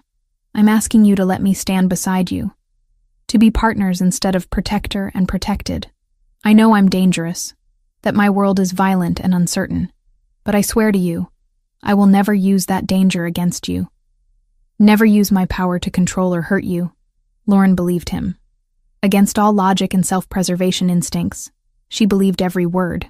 She pulled his face down to hers and kissed him, pouring 18 months of loneliness and fear and desperate hope into the contact. Nicholas responded immediately, his arms wrapping around her waist, lifting her against him. The kiss deepened, became urgent and searching. Lauren felt herself melting into him, her fingers tangling in his hair, her body pressed against the solid wall of his chest. They broke apart, breathing hard. Nicholas rested his forehead against hers. We should talk about this. Figure out what it means. How it works. Later, Lauren whispered. Right now I just want this. They kissed again, and Nicholas backed her against the wall of the weapons room, his mouth moving from her lips to her neck. Lauren gasped, her head falling back. Nerve endings she'd thought deadened by trauma suddenly blazing to life. Dad? They sprang apart like teenagers caught by parents. Mateo stood at the top of the basement stairs, rubbing sleep from his eyes, his expression confused. Hey, buddy, Nicholas said, his voice remarkably steady. You're supposed to be napping. I heard voices. What are you doing down there? Just showing Lauren where we store some equipment. Come on up. We'll get you a snack. They climbed the stairs, and Lauren's face burned with embarrassment and residual desire. Mateo looked between them with the uncanny perception children sometimes display, like he knew something significant had happened, but couldn't quite identify what. The rest of the afternoon passed in awkward normalcy.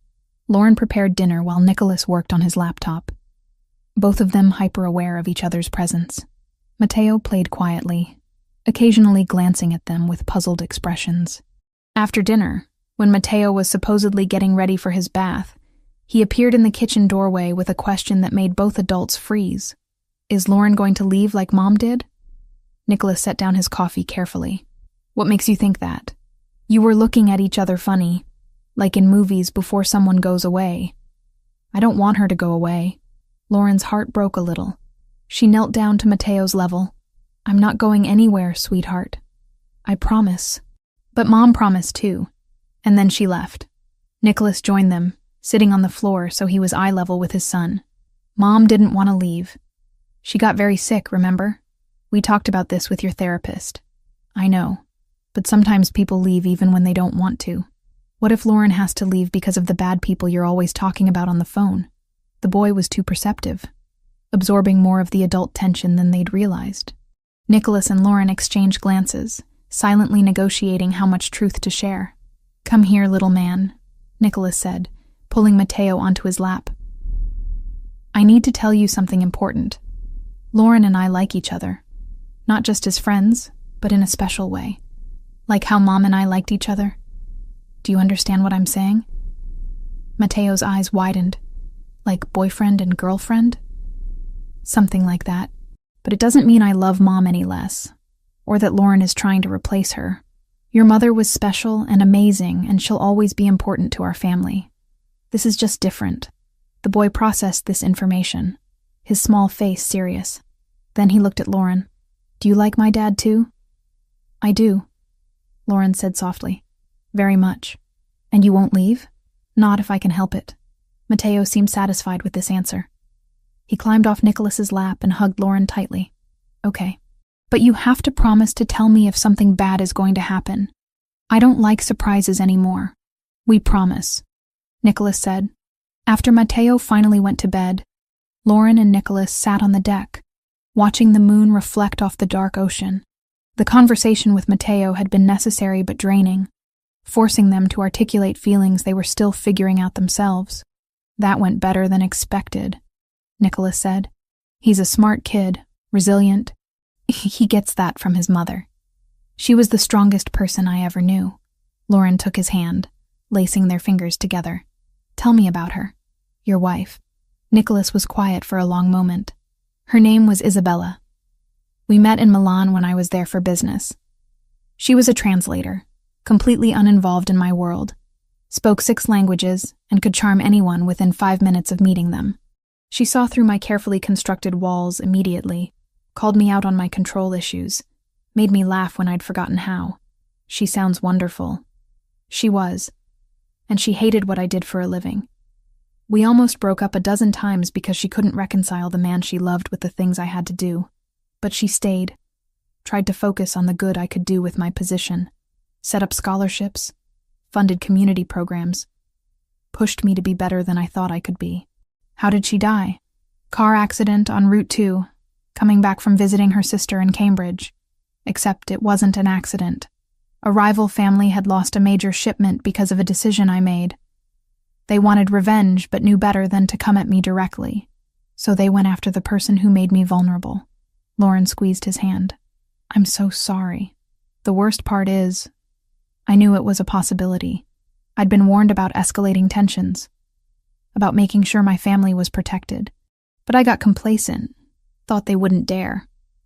And Isabella paid the price for my arrogance. That's not your fault, isn't it? I brought her into this world.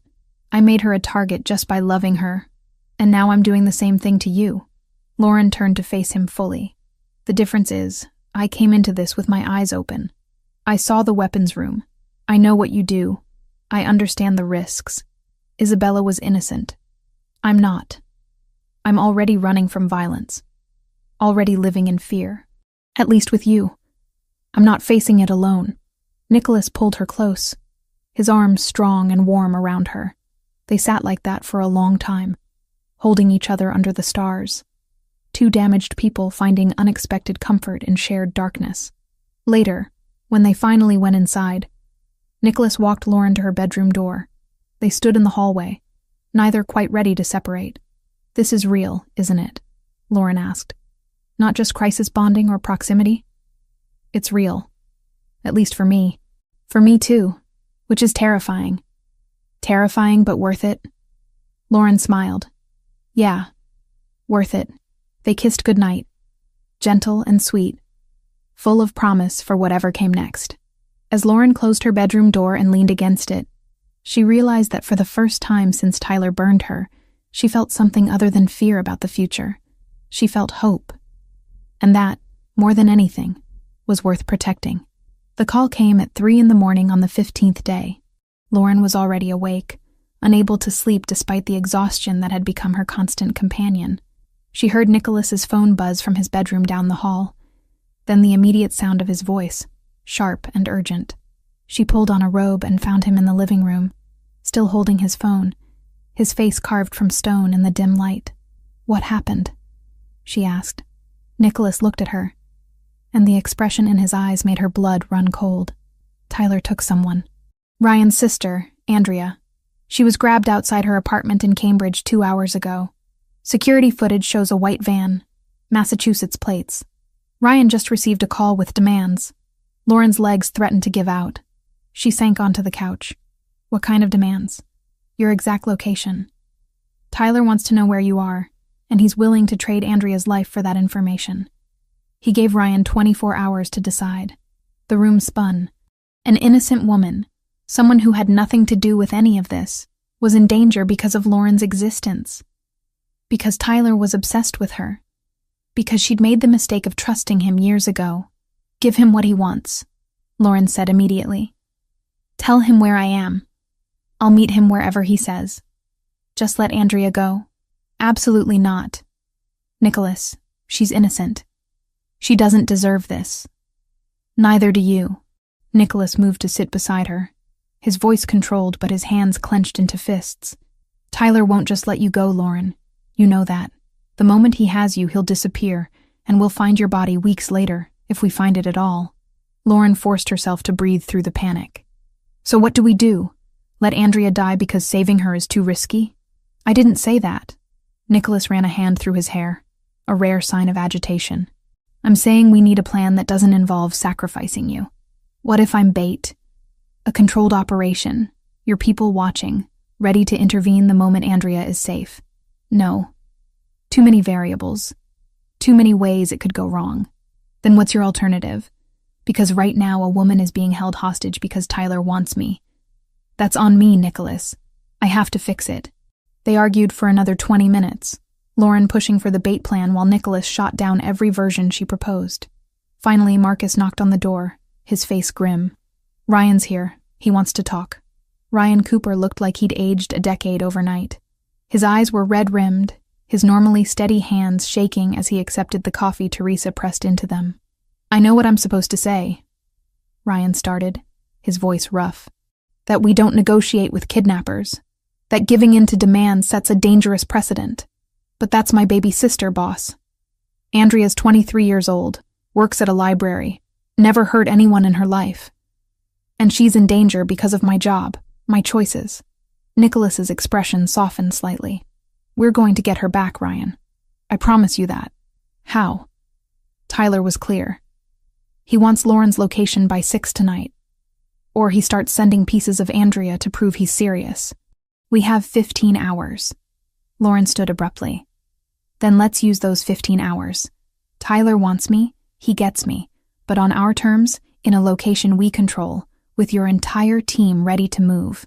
Ryan looked at her with something like hope. You'd do that? Risk yourself for someone you've never met? Andrea is in this situation because Tyler is obsessed with me. Of course I'd do that. Nicholas stood as well, his jaw tight. Everyone out. I need to talk to Lauren alone. Marcus and Ryan filed out, leaving them in tense silence.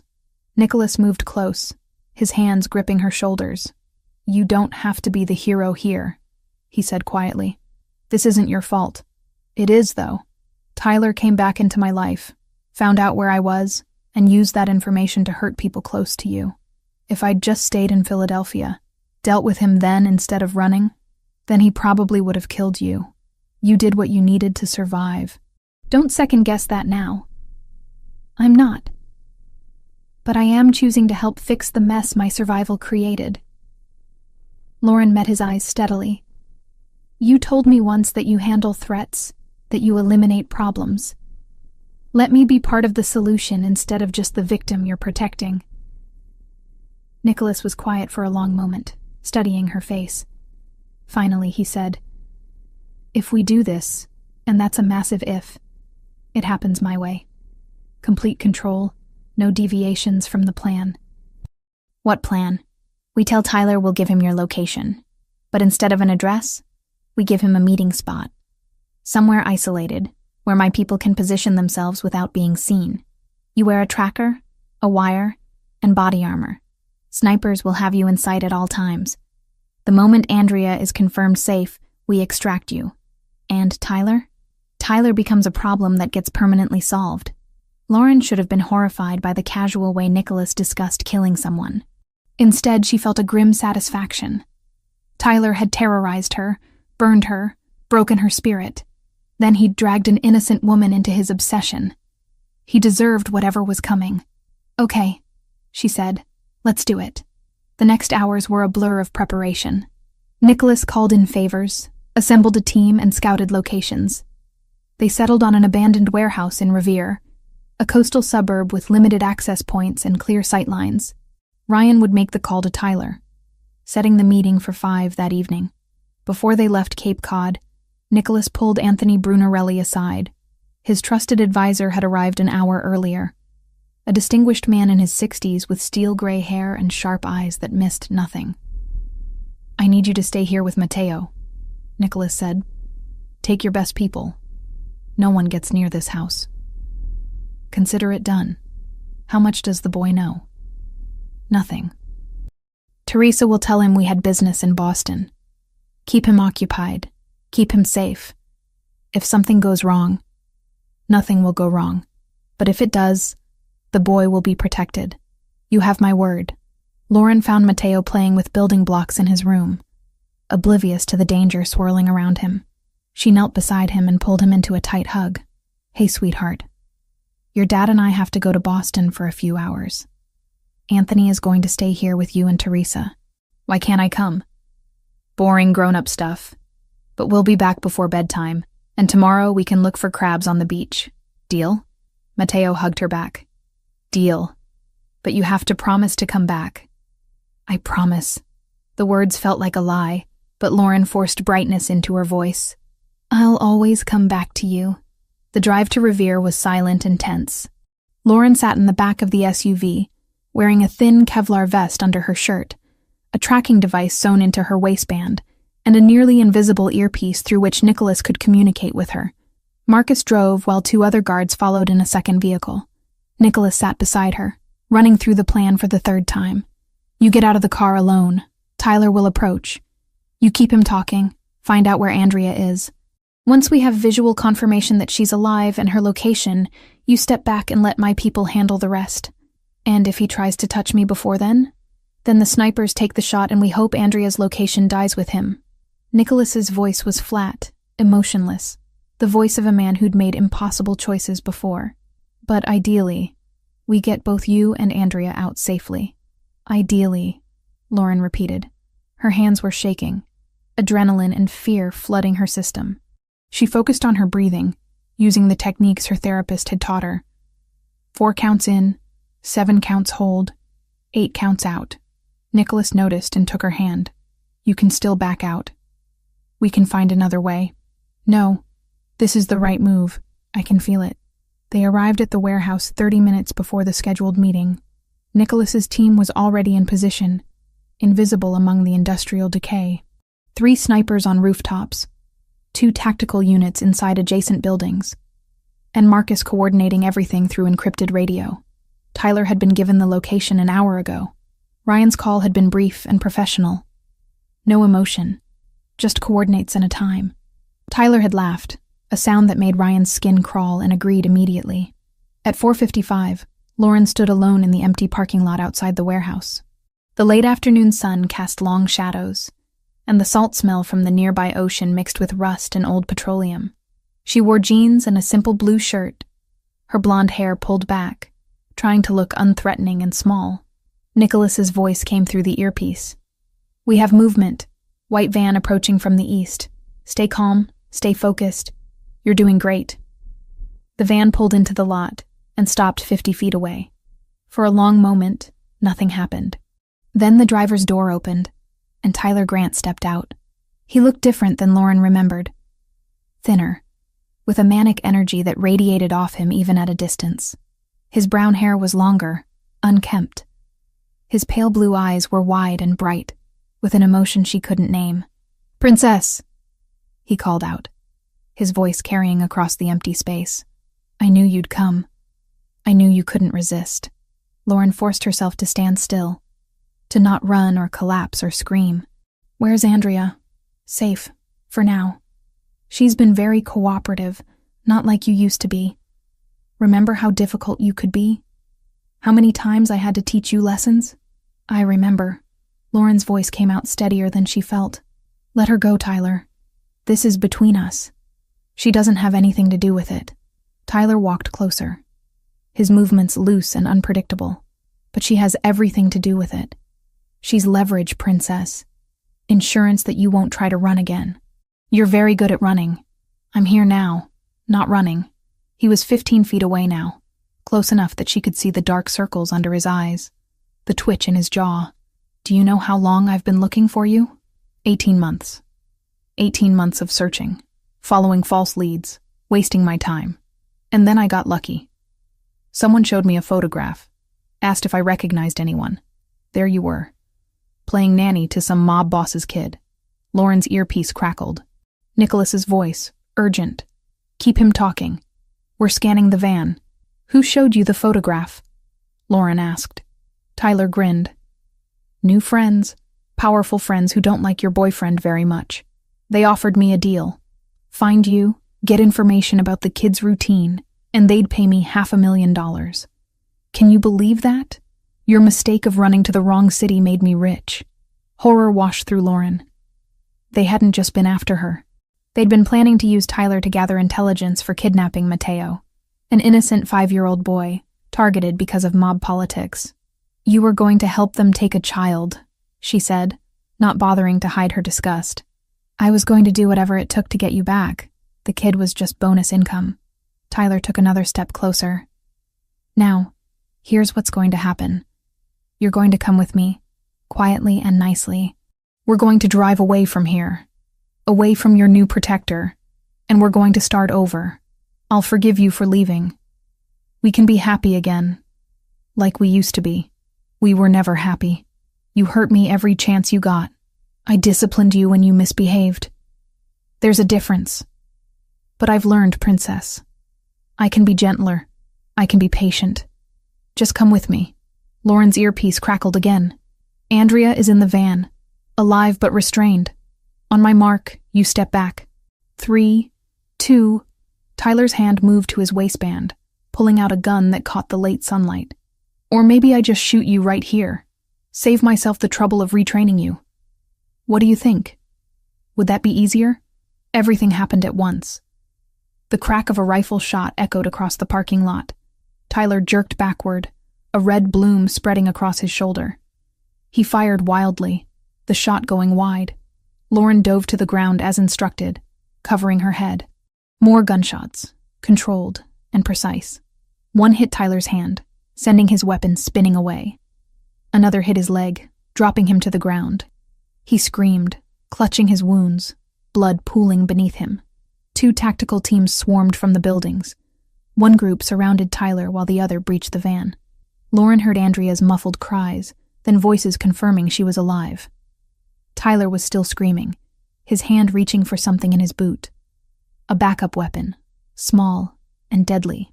He raised it with his good hand, aiming at Lauren where she lay on the pavement. The final shot was clean and professional, right between his eyes. Tyler Grant collapsed backward and went still. Lauren stared at his body, unable to process that it was over, that the man who'd haunted her nightmares for 18 months was simply gone. No more running, no more fear, no more looking over her shoulder. Strong hands pulled her up.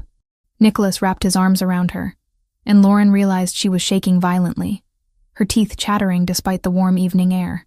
It's over, Nicholas murmured into her hair. He can't hurt you anymore. You're safe. Medics rushed to the van where Andrea was being carefully extracted. She was dehydrated and terrified but alive. No major injuries. Ryan appeared, pulling his sister into his arms, both of them crying. Ryan looked over Andrea's head at Lauren and mouthed 2 words. Thank you. Lauren nodded, unable to speak past the tightness in her throat. The cleanup was efficient and professional. Tyler's body was removed, the van towed, the blood hosed away. By the time police arrived, called anonymously about suspicious activity, there was nothing to find. Just another abandoned warehouse in a forgotten industrial area. The drive back to Cape Cod passed in a haze. Lauren sat pressed against Nicholas's side, watching the landscape blur past the window. Her mind kept replaying the moment Tyler fell. The look of surprise on his face as he realized he'd lost. She should feel guilty about his death. Should be horrified that she'd played a role in it. Instead, She felt hollow and relieved and exhausted beyond measure. "You're in shock," Nicholas said quietly. "That's normal. When we get back, you're going to rest, and tomorrow we'll find you someone to talk to, a therapist who specializes in trauma." "I already had therapy." "This is different trauma. Witnessing a death, even one that needed to happen, leaves marks. We'll deal with them together." Back at the beach house, Mateo was already asleep, worn out from a day of playing with Anthony. Teresa had prepared a light dinner that Lauren couldn't eat. She sat at the table pushing food around her plate, while Nicholas explained to Anthony what had happened in careful coded language. Finally, she excused herself and went to her room. She showered, washing away the smell of gunpowder and blood and fear, and then collapsed onto the bed fully clothed. Sleep came in fractured pieces, broken by images of Tyler falling, of Andrea's terrified eyes, of the casual efficiency with which Nicholas's team had ended a life. But underneath the horror was something else. Freedom. For the first time in 18 months, Lauren could think about the future without Tyler's shadow looming over it. When she woke in the middle of the night, Nicholas was sitting in the chair by her window, watching over her. "You should be sleeping," she mumbled. "So should you. Can't. Keep seeing it." Nicholas moved to sit on the edge of her bed. "It will get easier. The images will fade, become less vivid, but they might never completely go away. That's the cost of surviving something like this. Worth it, though." "He's gone. Really, truly gone." "Yes. And their direct reason to come after you is gone. Tyler was their only connection to you, their only leverage. With him dead and his information proving unreliable, they're unlikely to risk a move. Still, we stay careful until the dust settles." Lauren reached for his hand. "So it's over. All of it. All of it," Nicholas confirmed. "You're safe now. We both are." She pulled him down beside her, and they lay together in the darkness, two people who'd survived their own separate hells and somehow found each other in the aftermath. Outside, the ocean whispered against the shore, constant and eternal, carrying away the last traces of fear into the endless night. The first 4 days after Tyler's death passed in a fog. Lauren moved through the beach house like a ghost, eating when Nicholas placed food in front of her, sleeping in fitful bursts, and spending hours staring at the ocean without really seeing it. Her mind kept circling back to that moment in the parking lot, the crack of the rifle, Tyler's body crumpling to the ground. She should feel guilty. She should be horrified that her actions, her agreement to be bait, had led to a man's death. Instead, she felt nothing but a vast, echoing emptiness where fear used to live. Nicholas stayed close those first days, working from the beach house instead of returning to Boston, his presence steady and grounding. He didn't try to force conversation or tell her how she should feel. He just existed in the same space, available if she needed him, patient when she couldn't find words. On the third day, a woman named Dr. Sarah Bennett arrived at the house. She was in her 40s, with kind eyes and a calm demeanor that immediately put Lauren at ease.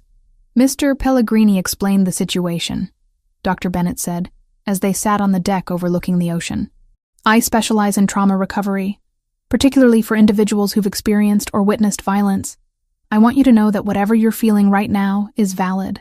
There's no right or wrong way to process what happened." Lauren found herself talking, the words spilling out in disconnected fragments. The burns, the abuse, the 18 months of running, the terror of seeing Tyler again, and finally the strange relief of watching him fall. "Doctor."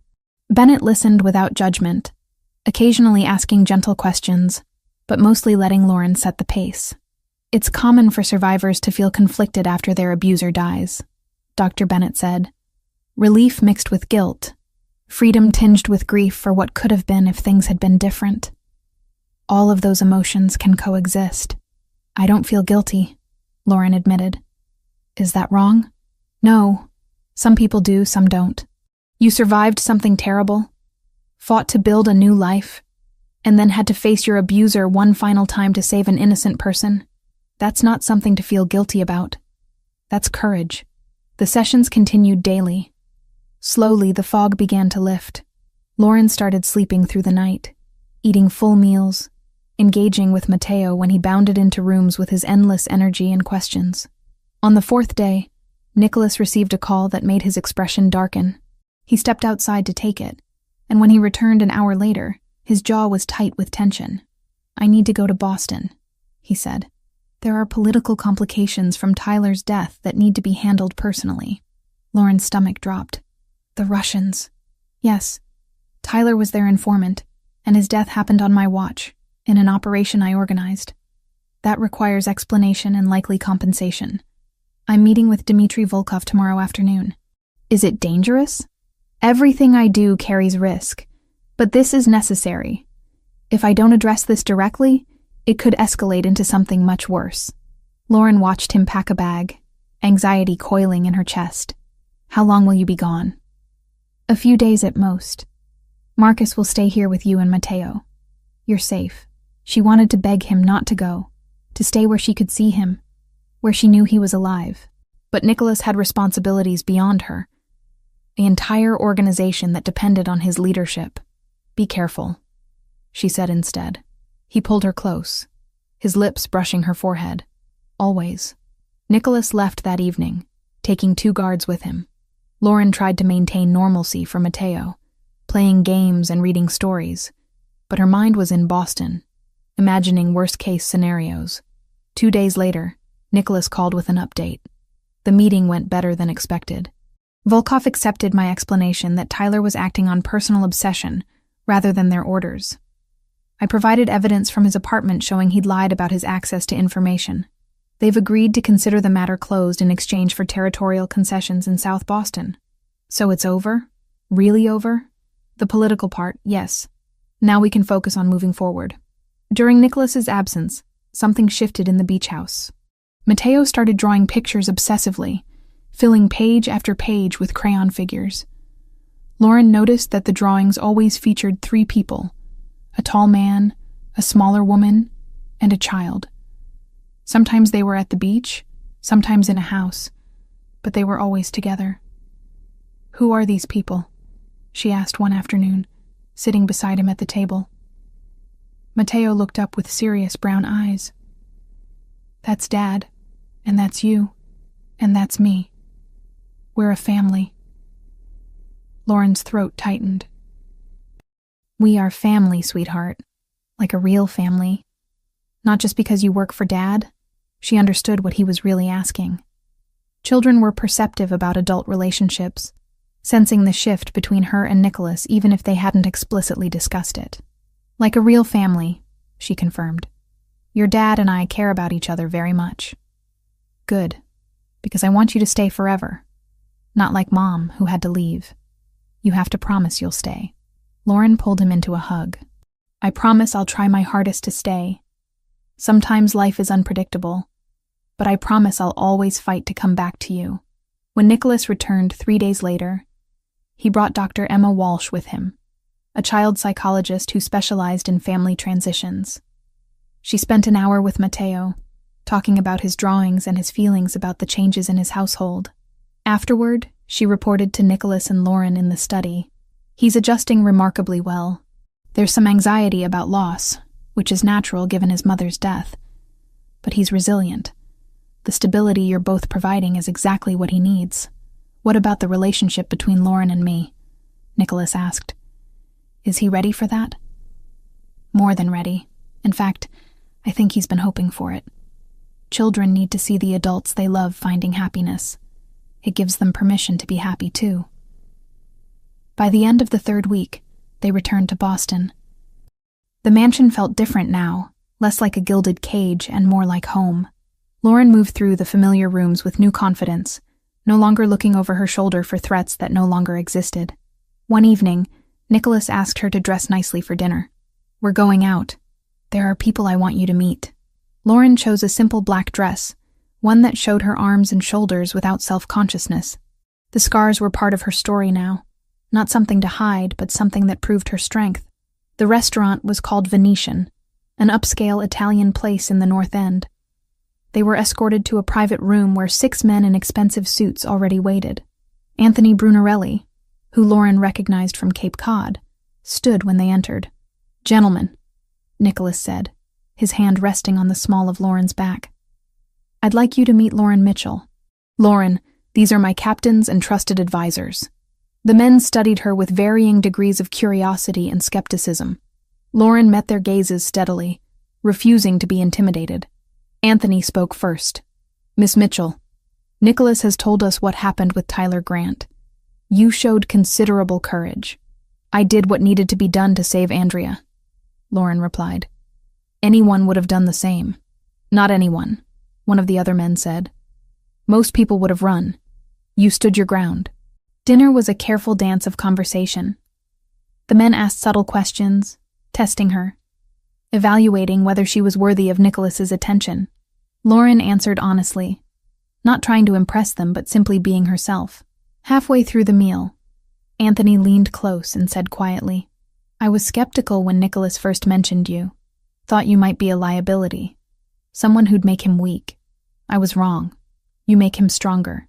"How so?" "He's been half alive since Isabella died, going through motions but not really living. You brought him back. That's worth more than any tactical advantage."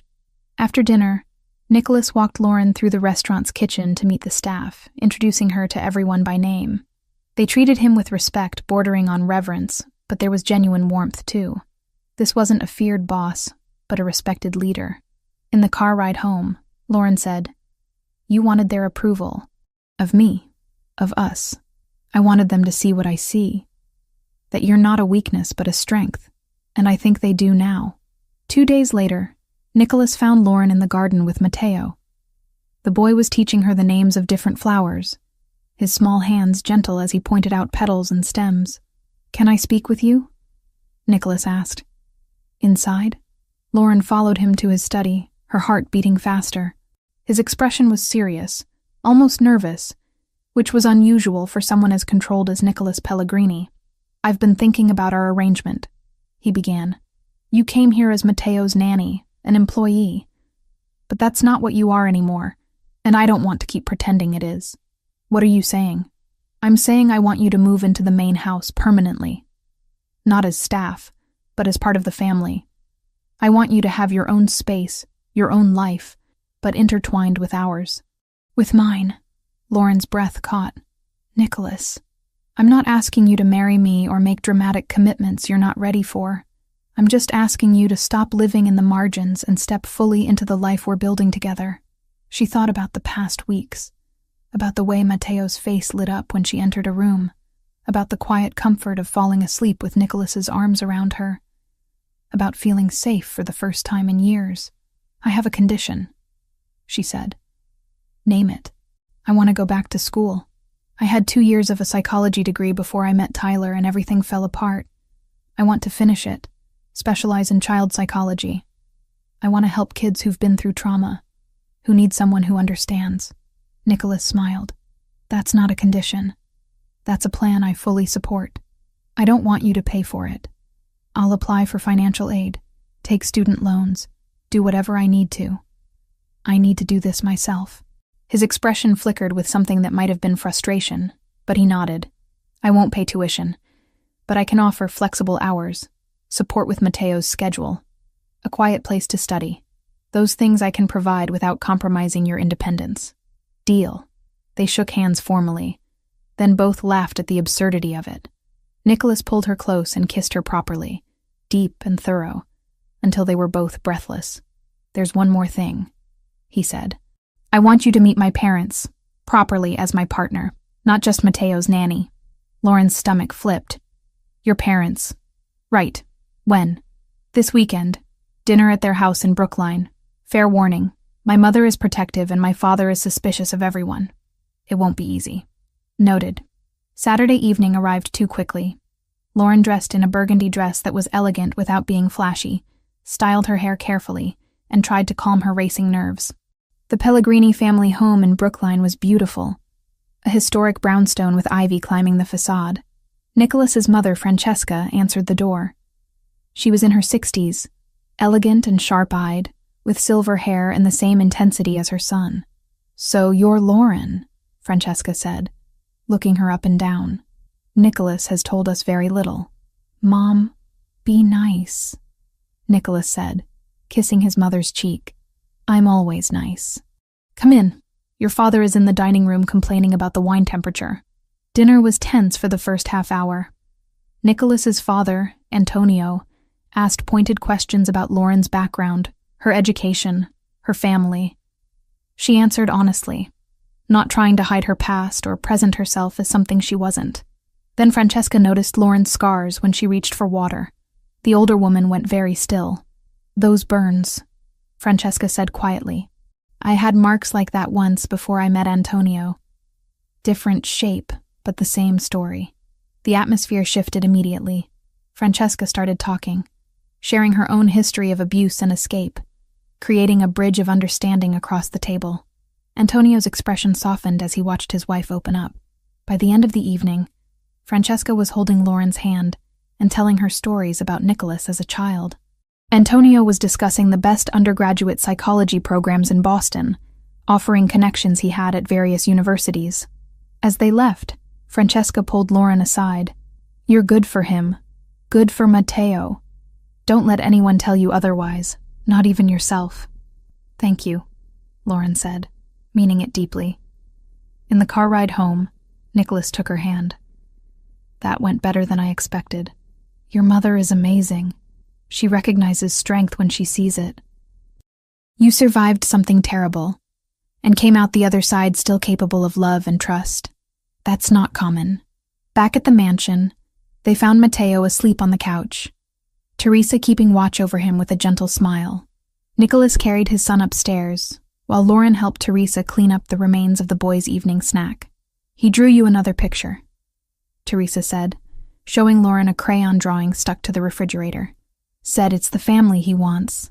The drawing showed 3 figures in front of a house, all holding hands, all smiling. Above them, written in Matteo's careful 5-year-old handwriting, were 3 words: "My new family." Lauren felt tears prick her eyes. She'd lost so much to Tyler, so much time and confidence and peace. But somehow, in the aftermath of that loss, she'd found something she hadn't even known she was searching for: a place to belong, people to love, and the freedom to become whoever she chose to be. Nicholas found her in the kitchen, still staring at the drawing. He wrapped his arms around her from behind, his chin resting on her shoulder. "Ready for this?" he asked quietly. "Ready for the chaos and complications that come with being part of this family?" Lauren leaned back into his warmth, watching through the window as lights flickered across the Boston skyline. Somewhere out there were challenges yet to come, obstacles they'd have to navigate together. But for the first time in years, she felt ready to face them. "Ready," she said simply, and she was. 6 months transformed everything, while somehow changing nothing essential. Lauren found herself standing in the kitchen of the Pellegrini mansion on a Thursday evening, textbooks spread across the counter while she prepared Matteo's favorite pasta dish. The boy sat at the table working on his homework, occasionally asking for help with spelling words that gave him trouble. "How do you spell astronaut?" he called out. "Sound it out first," Lauren replied, stirring the sauce. "What do you hear?" This was her life now. Student, caregiver, partner to Nicholas, and somehow all 3 roles fit together like pieces of a puzzle she hadn't known she was solving. The evening psychology program at Boston University had accepted her application in late September, and she'd thrown herself into coursework with the intensity of someone making up for lost time. Nicholas walked in just as she was draining the pasta, his jacket already removed, tie loosened. He kissed her cheek in greeting before moving to Matteo. "How was school today, little man?" "Good. We learned about the solar system. Did you know Jupiter has 67 moons?" "I did not know that. That's impressive." Matteo beamed under his father's attention. "Ren helped me with my project. We made a model of Saturn with the rings and everything." Ren. The nickname had appeared organically about 3 months ago. Matteo's own invention when calling her Lauren felt too formal. But Mom didn't fit either. Nicholas had asked if she minded, and Lauren had assured him she loved it. The name felt like belonging without erasing Isabella's memory. They ate dinner together, the 3 of them around the kitchen table rather than the formal dining room. This had become their routine. Nicholas made it home by 6 whenever possible, and they shared this time as a family. Afterward, While Matteo played or watched television, Lauren and Nicholas would sit together reviewing her coursework or discussing his day in the careful language they'd developed. He never told her details that could endanger her, never shared information that might make her complicit in illegal activities. But he told her enough, when territories shifted, when negotiations got tense, when he'd be traveling for meetings that might be dangerous. She learned to read his moods, to know when he needed space and when he needed her close. Tonight, Nicholas seemed lighter than usual. After Matteo went to bed, he poured them both wine and led Lauren to his study. "I have something to discuss with you," he said, his tone serious, but his eyes warm. "It concerns Matteo's birthday next week." "Right, the big 6. He's been counting down days." Lauren smiled. "He wants a superhero cake and for everyone to go swimming. I already ordered the cake from that bakery Teresa recommended. I want to have a small party, family and a few of his friends from school. Nothing elaborate, just cake and games in the backyard." "That sounds perfect. He'll love it." Nicholas set down his wine glass and took both her hands. "Lauren, these past 6 months have been the happiest I've been since Isabella died. You've brought light back into this house, given Matteo the stability and love he desperately needed, and made me believe I could have a future beyond just surviving." Her heart started beating faster. "Nicholas, what are you saying?" "I'm saying I love you. Completely, terrifyingly, permanently. And I want you to be part of this family officially, not just in practice but in name." He reached into his pocket and pulled out a small velvet box. "Lauren Mitchell, will you marry me?" The ring was beautiful, but not ostentatious. A single diamond set in white gold, elegant and timeless. Lauren stared at it, her mind racing through a dozen thoughts at once.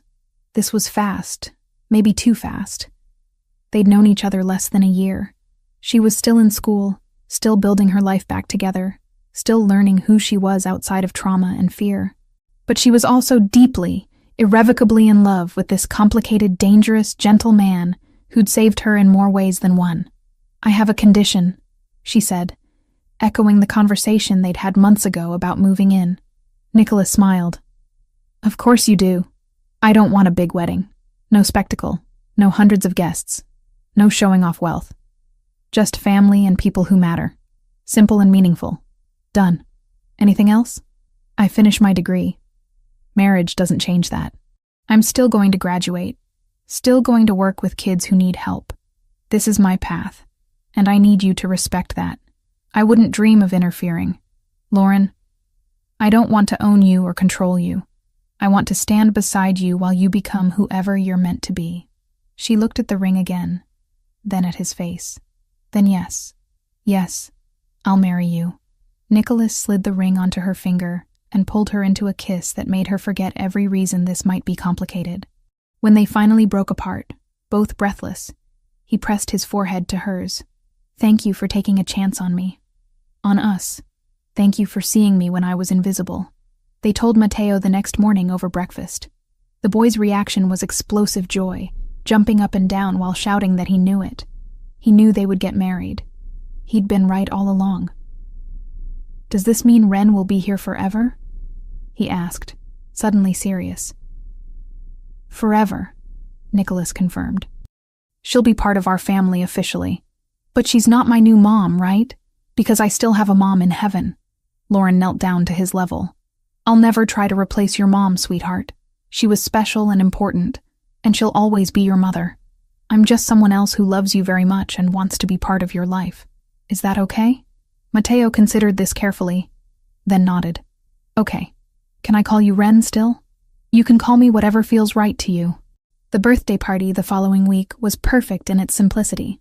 A dozen children ran through the backyard, played games organized by Teresa, and devoured superhero-themed cake. Nicholas's parents attended, Francesca helping in the kitchen while Antonio supervised the children's water balloon fight with surprising enthusiasm. As the sun began setting and parents collected their exhausted children, Nicholas gathered everyone who remained. Family and close friends stood in a loose circle in the garden, while Matteo opened presents. "Before we finish celebrating," Nicholas said, his hand finding Lauren's, "I have an announcement. Lauren has agreed to marry me. "We wanted to share this news with all of you on this special day." The response was warm and genuine. Francesca hugged Lauren tightly, whispering, "Welcome to the family officially." Antonio shook Nicholas's hand with pride evident in his expression. Anthony Brunarelli, who'd become an unexpected friend to Lauren over the months, raised his glass in toast. "To new beginnings," Anthony said, "and to the strength it takes to build them." They set the wedding date for late October, giving them 2 months to plan. Lauren insisted on keeping it small, and Nicholas honored that request. The Cape Cod beach house, where they'd first felt truly safe together, would be the location. 50 guests maximum, just family and the people who mattered most. The weeks leading up to the wedding passed in a blur of classes, studying, wedding planning, and normal family life. Lauren found a dress at a boutique in Boston, a champagne-colored gown with delicate gold embroidery along the bodice. The most important feature was the sleeveless design. "Are you sure?" the boutique owner asked when Lauren chose it. "We have similar styles with sleeves if you prefer." "I'm sure," Lauren said, looking at her reflection. The scars on her shoulder and arms were visible, undeniable, but they were part of her story, and she was done hiding them. The morning of the wedding dawned cool and clear, October air crisp with the promise of coming winter. Lauren woke in her room at the beach house, surrounded by Teresa and Francesca, who'd insisted on helping her prepare. "You look beautiful," Teresa said, fastening the tiny buttons at the back of the dress. Francesca handed her a small velvet box. "Something borrowed. These were my mother's earrings. She wore them when she married my father in Sicily 60 years ago." Lauren put them on with shaking fingers, touched by the gesture. "Thank you. For everything. For accepting me. You make my son happy. You make my grandson feel safe and loved. That's all any mother wants." The ceremony was held on the beach as the sun began its descent toward the horizon. Chairs were arranged in neat rows facing the ocean, white fabric fluttering in the breeze. 50 people who'd played essential roles in their lives watched as Matteo walked down the aisle first, carrying rings on a small pillow, his pride evident in every step. Then Lauren appeared, walking alone as she'd insisted. No one giving her away because she belonged to herself first and was choosing this commitment freely. The champagne dress caught the golden light, and she heard the soft gasps as people noticed her scars on full display. Nicholas waited at the altar, his expression transforming as he watched her approach. Love and pride and something that looked like awe. When she reached him, he took both her hands. The ceremony was simple. Traditional vows, no lengthy speeches or elaborate productions. Just 2 people promising to love and support each other through whatever came next.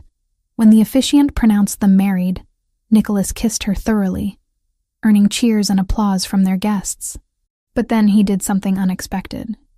He leaned down and pressed gentle kisses to her scarred shoulder, to the twisted skin where Tyler had burned her, to the faint white lines on her arms. A public declaration that he loved all of her, scars included, that her past made her stronger rather than damaged. Lauren felt tears slip down her cheeks, but they were good tears, healing tears. The reception was held in a tent on the beach house lawn. Dancing, laughter, food, and toasts that ranged from humorous to deeply moving. Ryan Cooper stood up, his sister Andrea beside him, and raised his glass. 6 months ago, Lauren saved my sister's life by putting herself in danger. That kind of courage is rare. Nicholas, you found someone who matches your strength with her own. Don't ever take that for granted. I won't, Nicholas promised, his arm around Lauren's waist. As the evening progressed and guests began leaving, Lauren found herself standing with Andrea by the water's edge. The younger woman had been quiet most of the day, but she'd thanked Lauren privately for what happened in that Revere parking lot. "I know this is complicated," Andrea said. "The way you and Nicholas met, the violence that brought you together, all of it. But I see how you look at each other. That's real. Hold on to it. I plan to."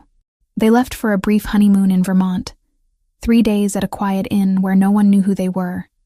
Just Nicholas and Lauren, without the weight of his reputation or her past. They hiked through fall foliage, ate at small local restaurants, and spent long evenings talking about the future they were building together.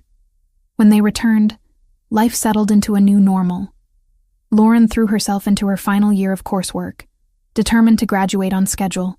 Nicholas balanced his business responsibilities with being present for his family, a juggling act that sometimes failed, but that he never stopped attempting. The following spring, Lauren walked across the stage at Boston University's graduation ceremony, accepting her diploma in psychology with Nicholas and Matteo cheering from the audience.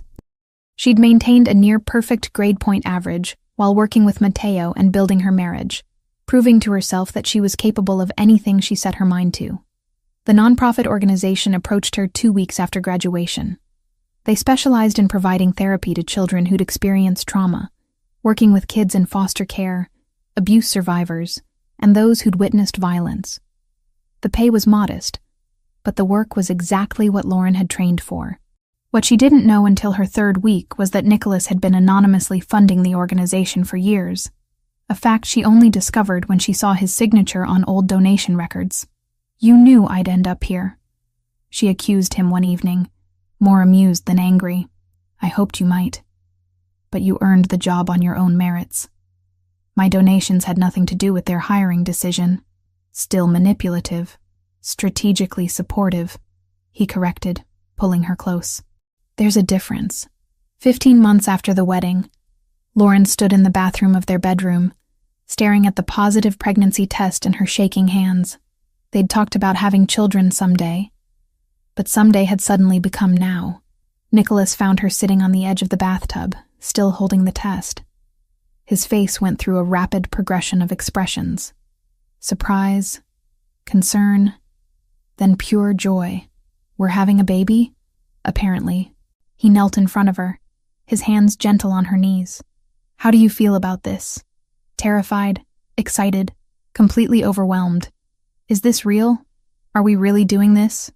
We're really doing this." Nicholas kissed her softly. "And it's going to be perfect. Chaotic and exhausting and perfect," they told Matteo a few weeks later, once the pregnancy was confirmed and stable. The boy, now 7, processed the news with typical childhood logic. "Will the baby share my room?" "The baby will have its own room," Nicholas explained. "But you'll be a big brother. That's an important job. Can I teach the baby stuff? Like how to build things and find the best hiding spots?" "Absolutely. You'll be the expert." 5 months into the pregnancy, Lauren stood in front of the bathroom mirror examining her changing body. The scars on her shoulder and arms were still visible, but now they shared space with the gentle curve of her growing belly. New marks, happy marks, evidence of life continuing despite everything that had tried to stop it. Nicholas appeared behind her, his arms wrapping around her waist, hands resting on the bump. "What are you thinking? That I never imagined this. Standing here, pregnant, married to someone who actually loves me. Nearly 2 years ago I was running from Tyler, convinced I'd never be safe or happy again.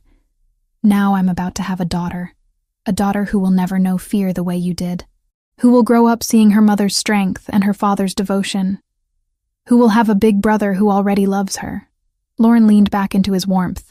"We're really doing this. Building a family. Creating something good out of all the pain.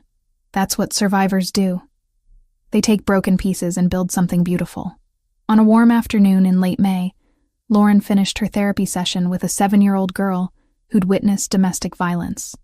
The child was making progress, slowly learning that the violence wasn't her fault, that she deserved safety and love. As Lauren walked the girl out to her foster mother, she felt the familiar satisfaction of work that mattered. She drove home to the mansion, her expanding belly making the car seat uncomfortable. Inside, she found Matteo in the garden with Nicholas, both of them covered in dirt from planting vegetables for the summer. "Look, Ren," Matteo called out. "Dad is teaching me about tomatoes. We're going to grow them and then make sauce like you do." "That sounds amazing." Lauren lowered herself carefully into a garden chair, watching her husband and stepson work together. The boy had Isabella's coloring and Nicholas's intensity, and he'd grown into a confident, happy 7-year-old who rarely had nightmares anymore. Nicholas looked up, his eyes finding hers across the garden. The same garden where everything had started, where juice had spilled and scars had been revealed, and both their lives had changed forever. His expression held everything words couldn't capture. Love, gratitude, wonder at the family they'd created. Later that evening, after Matteo was asleep and the house was quiet, Nicholas and Lauren sat in their bedroom. He had his hand on her belly, feeling their daughter kick and shift. "She's active tonight," he observed. "She's always active. Takes after her father. God help us if she has my stubbornness and your determination. We'll never win an argument." Lauren laughed, the sound light and free. "Worth it, though. Every challenge, every complication, all of it. This life we built is worth everything it took to get here." Nicholas looked at her. Really looked, seeing not just the woman he'd married, but the survivor who'd fought her way back from darkness, the student who'd persevered through coursework while healing from trauma, the therapist helping other broken children find their way. "Do you ever regret it?" he asked quietly. "Staying with me, accepting this complicated, dangerous life?" "Never. Not once. You gave me safety when I had none, love when I thought I was unlovable, and a family when I was completely alone. How could I regret that?" She touched her scarred shoulder, the twisted skin that used to make her flinch in mirrors. "These scars used to be a reminder of everything Tyler took from me. My confidence, my peace, years of my life. But now there's something else. They're proof that I survived, that I was strong enough to escape, brave enough to testify against him in that parking lot, and resilient enough to build this life." Nicholas kissed each scar gently, a ritual he'd maintained since their wedding day. "You're the strongest person I know. And our daughter is going to have the best role model. Our daughter is going to have 2 excellent parents and a big brother who's already planning which superheroes to introduce her to. She's going to be fine." They sat together in comfortable silence, 2 people who'd found each other in unlikely circumstances and built something real from the rubble of their separate traumas. Outside, the Boston night hummed with distant traffic and city sounds. Inside, they had created a sanctuary, a place where scars were honored rather than hidden, where love was complicated but genuine, and where family meant chosen connection rather than just blood. Lauren felt their daughter move again, a strong kick against Nicholas's palm. Life continuing, growing, becoming something beautiful. She thought about the terrified woman who'd arrived at this mansion almost 2 years ago, hiding her scars and her past, convinced she'd never be safe or whole again. That woman would be amazed to see where she ended up, would be proud of the strength it took to heal, to trust, to love again despite every reason not to. "Thank you," Lauren said quietly. "For what?" "For seeing me, for not looking away when you discovered my scars, for giving me space to heal and time to find myself again, for building this life with me." Nicholas pulled her closer, careful of her belly. "Thank you for taking a chance on a dangerous man with a complicated life and a traumatized son, for bringing light back into our darkness, for being brave enough to stay." They stayed like that as night deepened outside, the 3 of them soon to be 4. A family built on honesty and acceptance, and the radical choice to love despite risk. Lauren's scars remained visible, permanent marks that would never completely fade, but they no longer defined her. They were simply part of the map that had led her here, to this moment, to this life she'd never imagined possible. And that was the greatest triumph of all.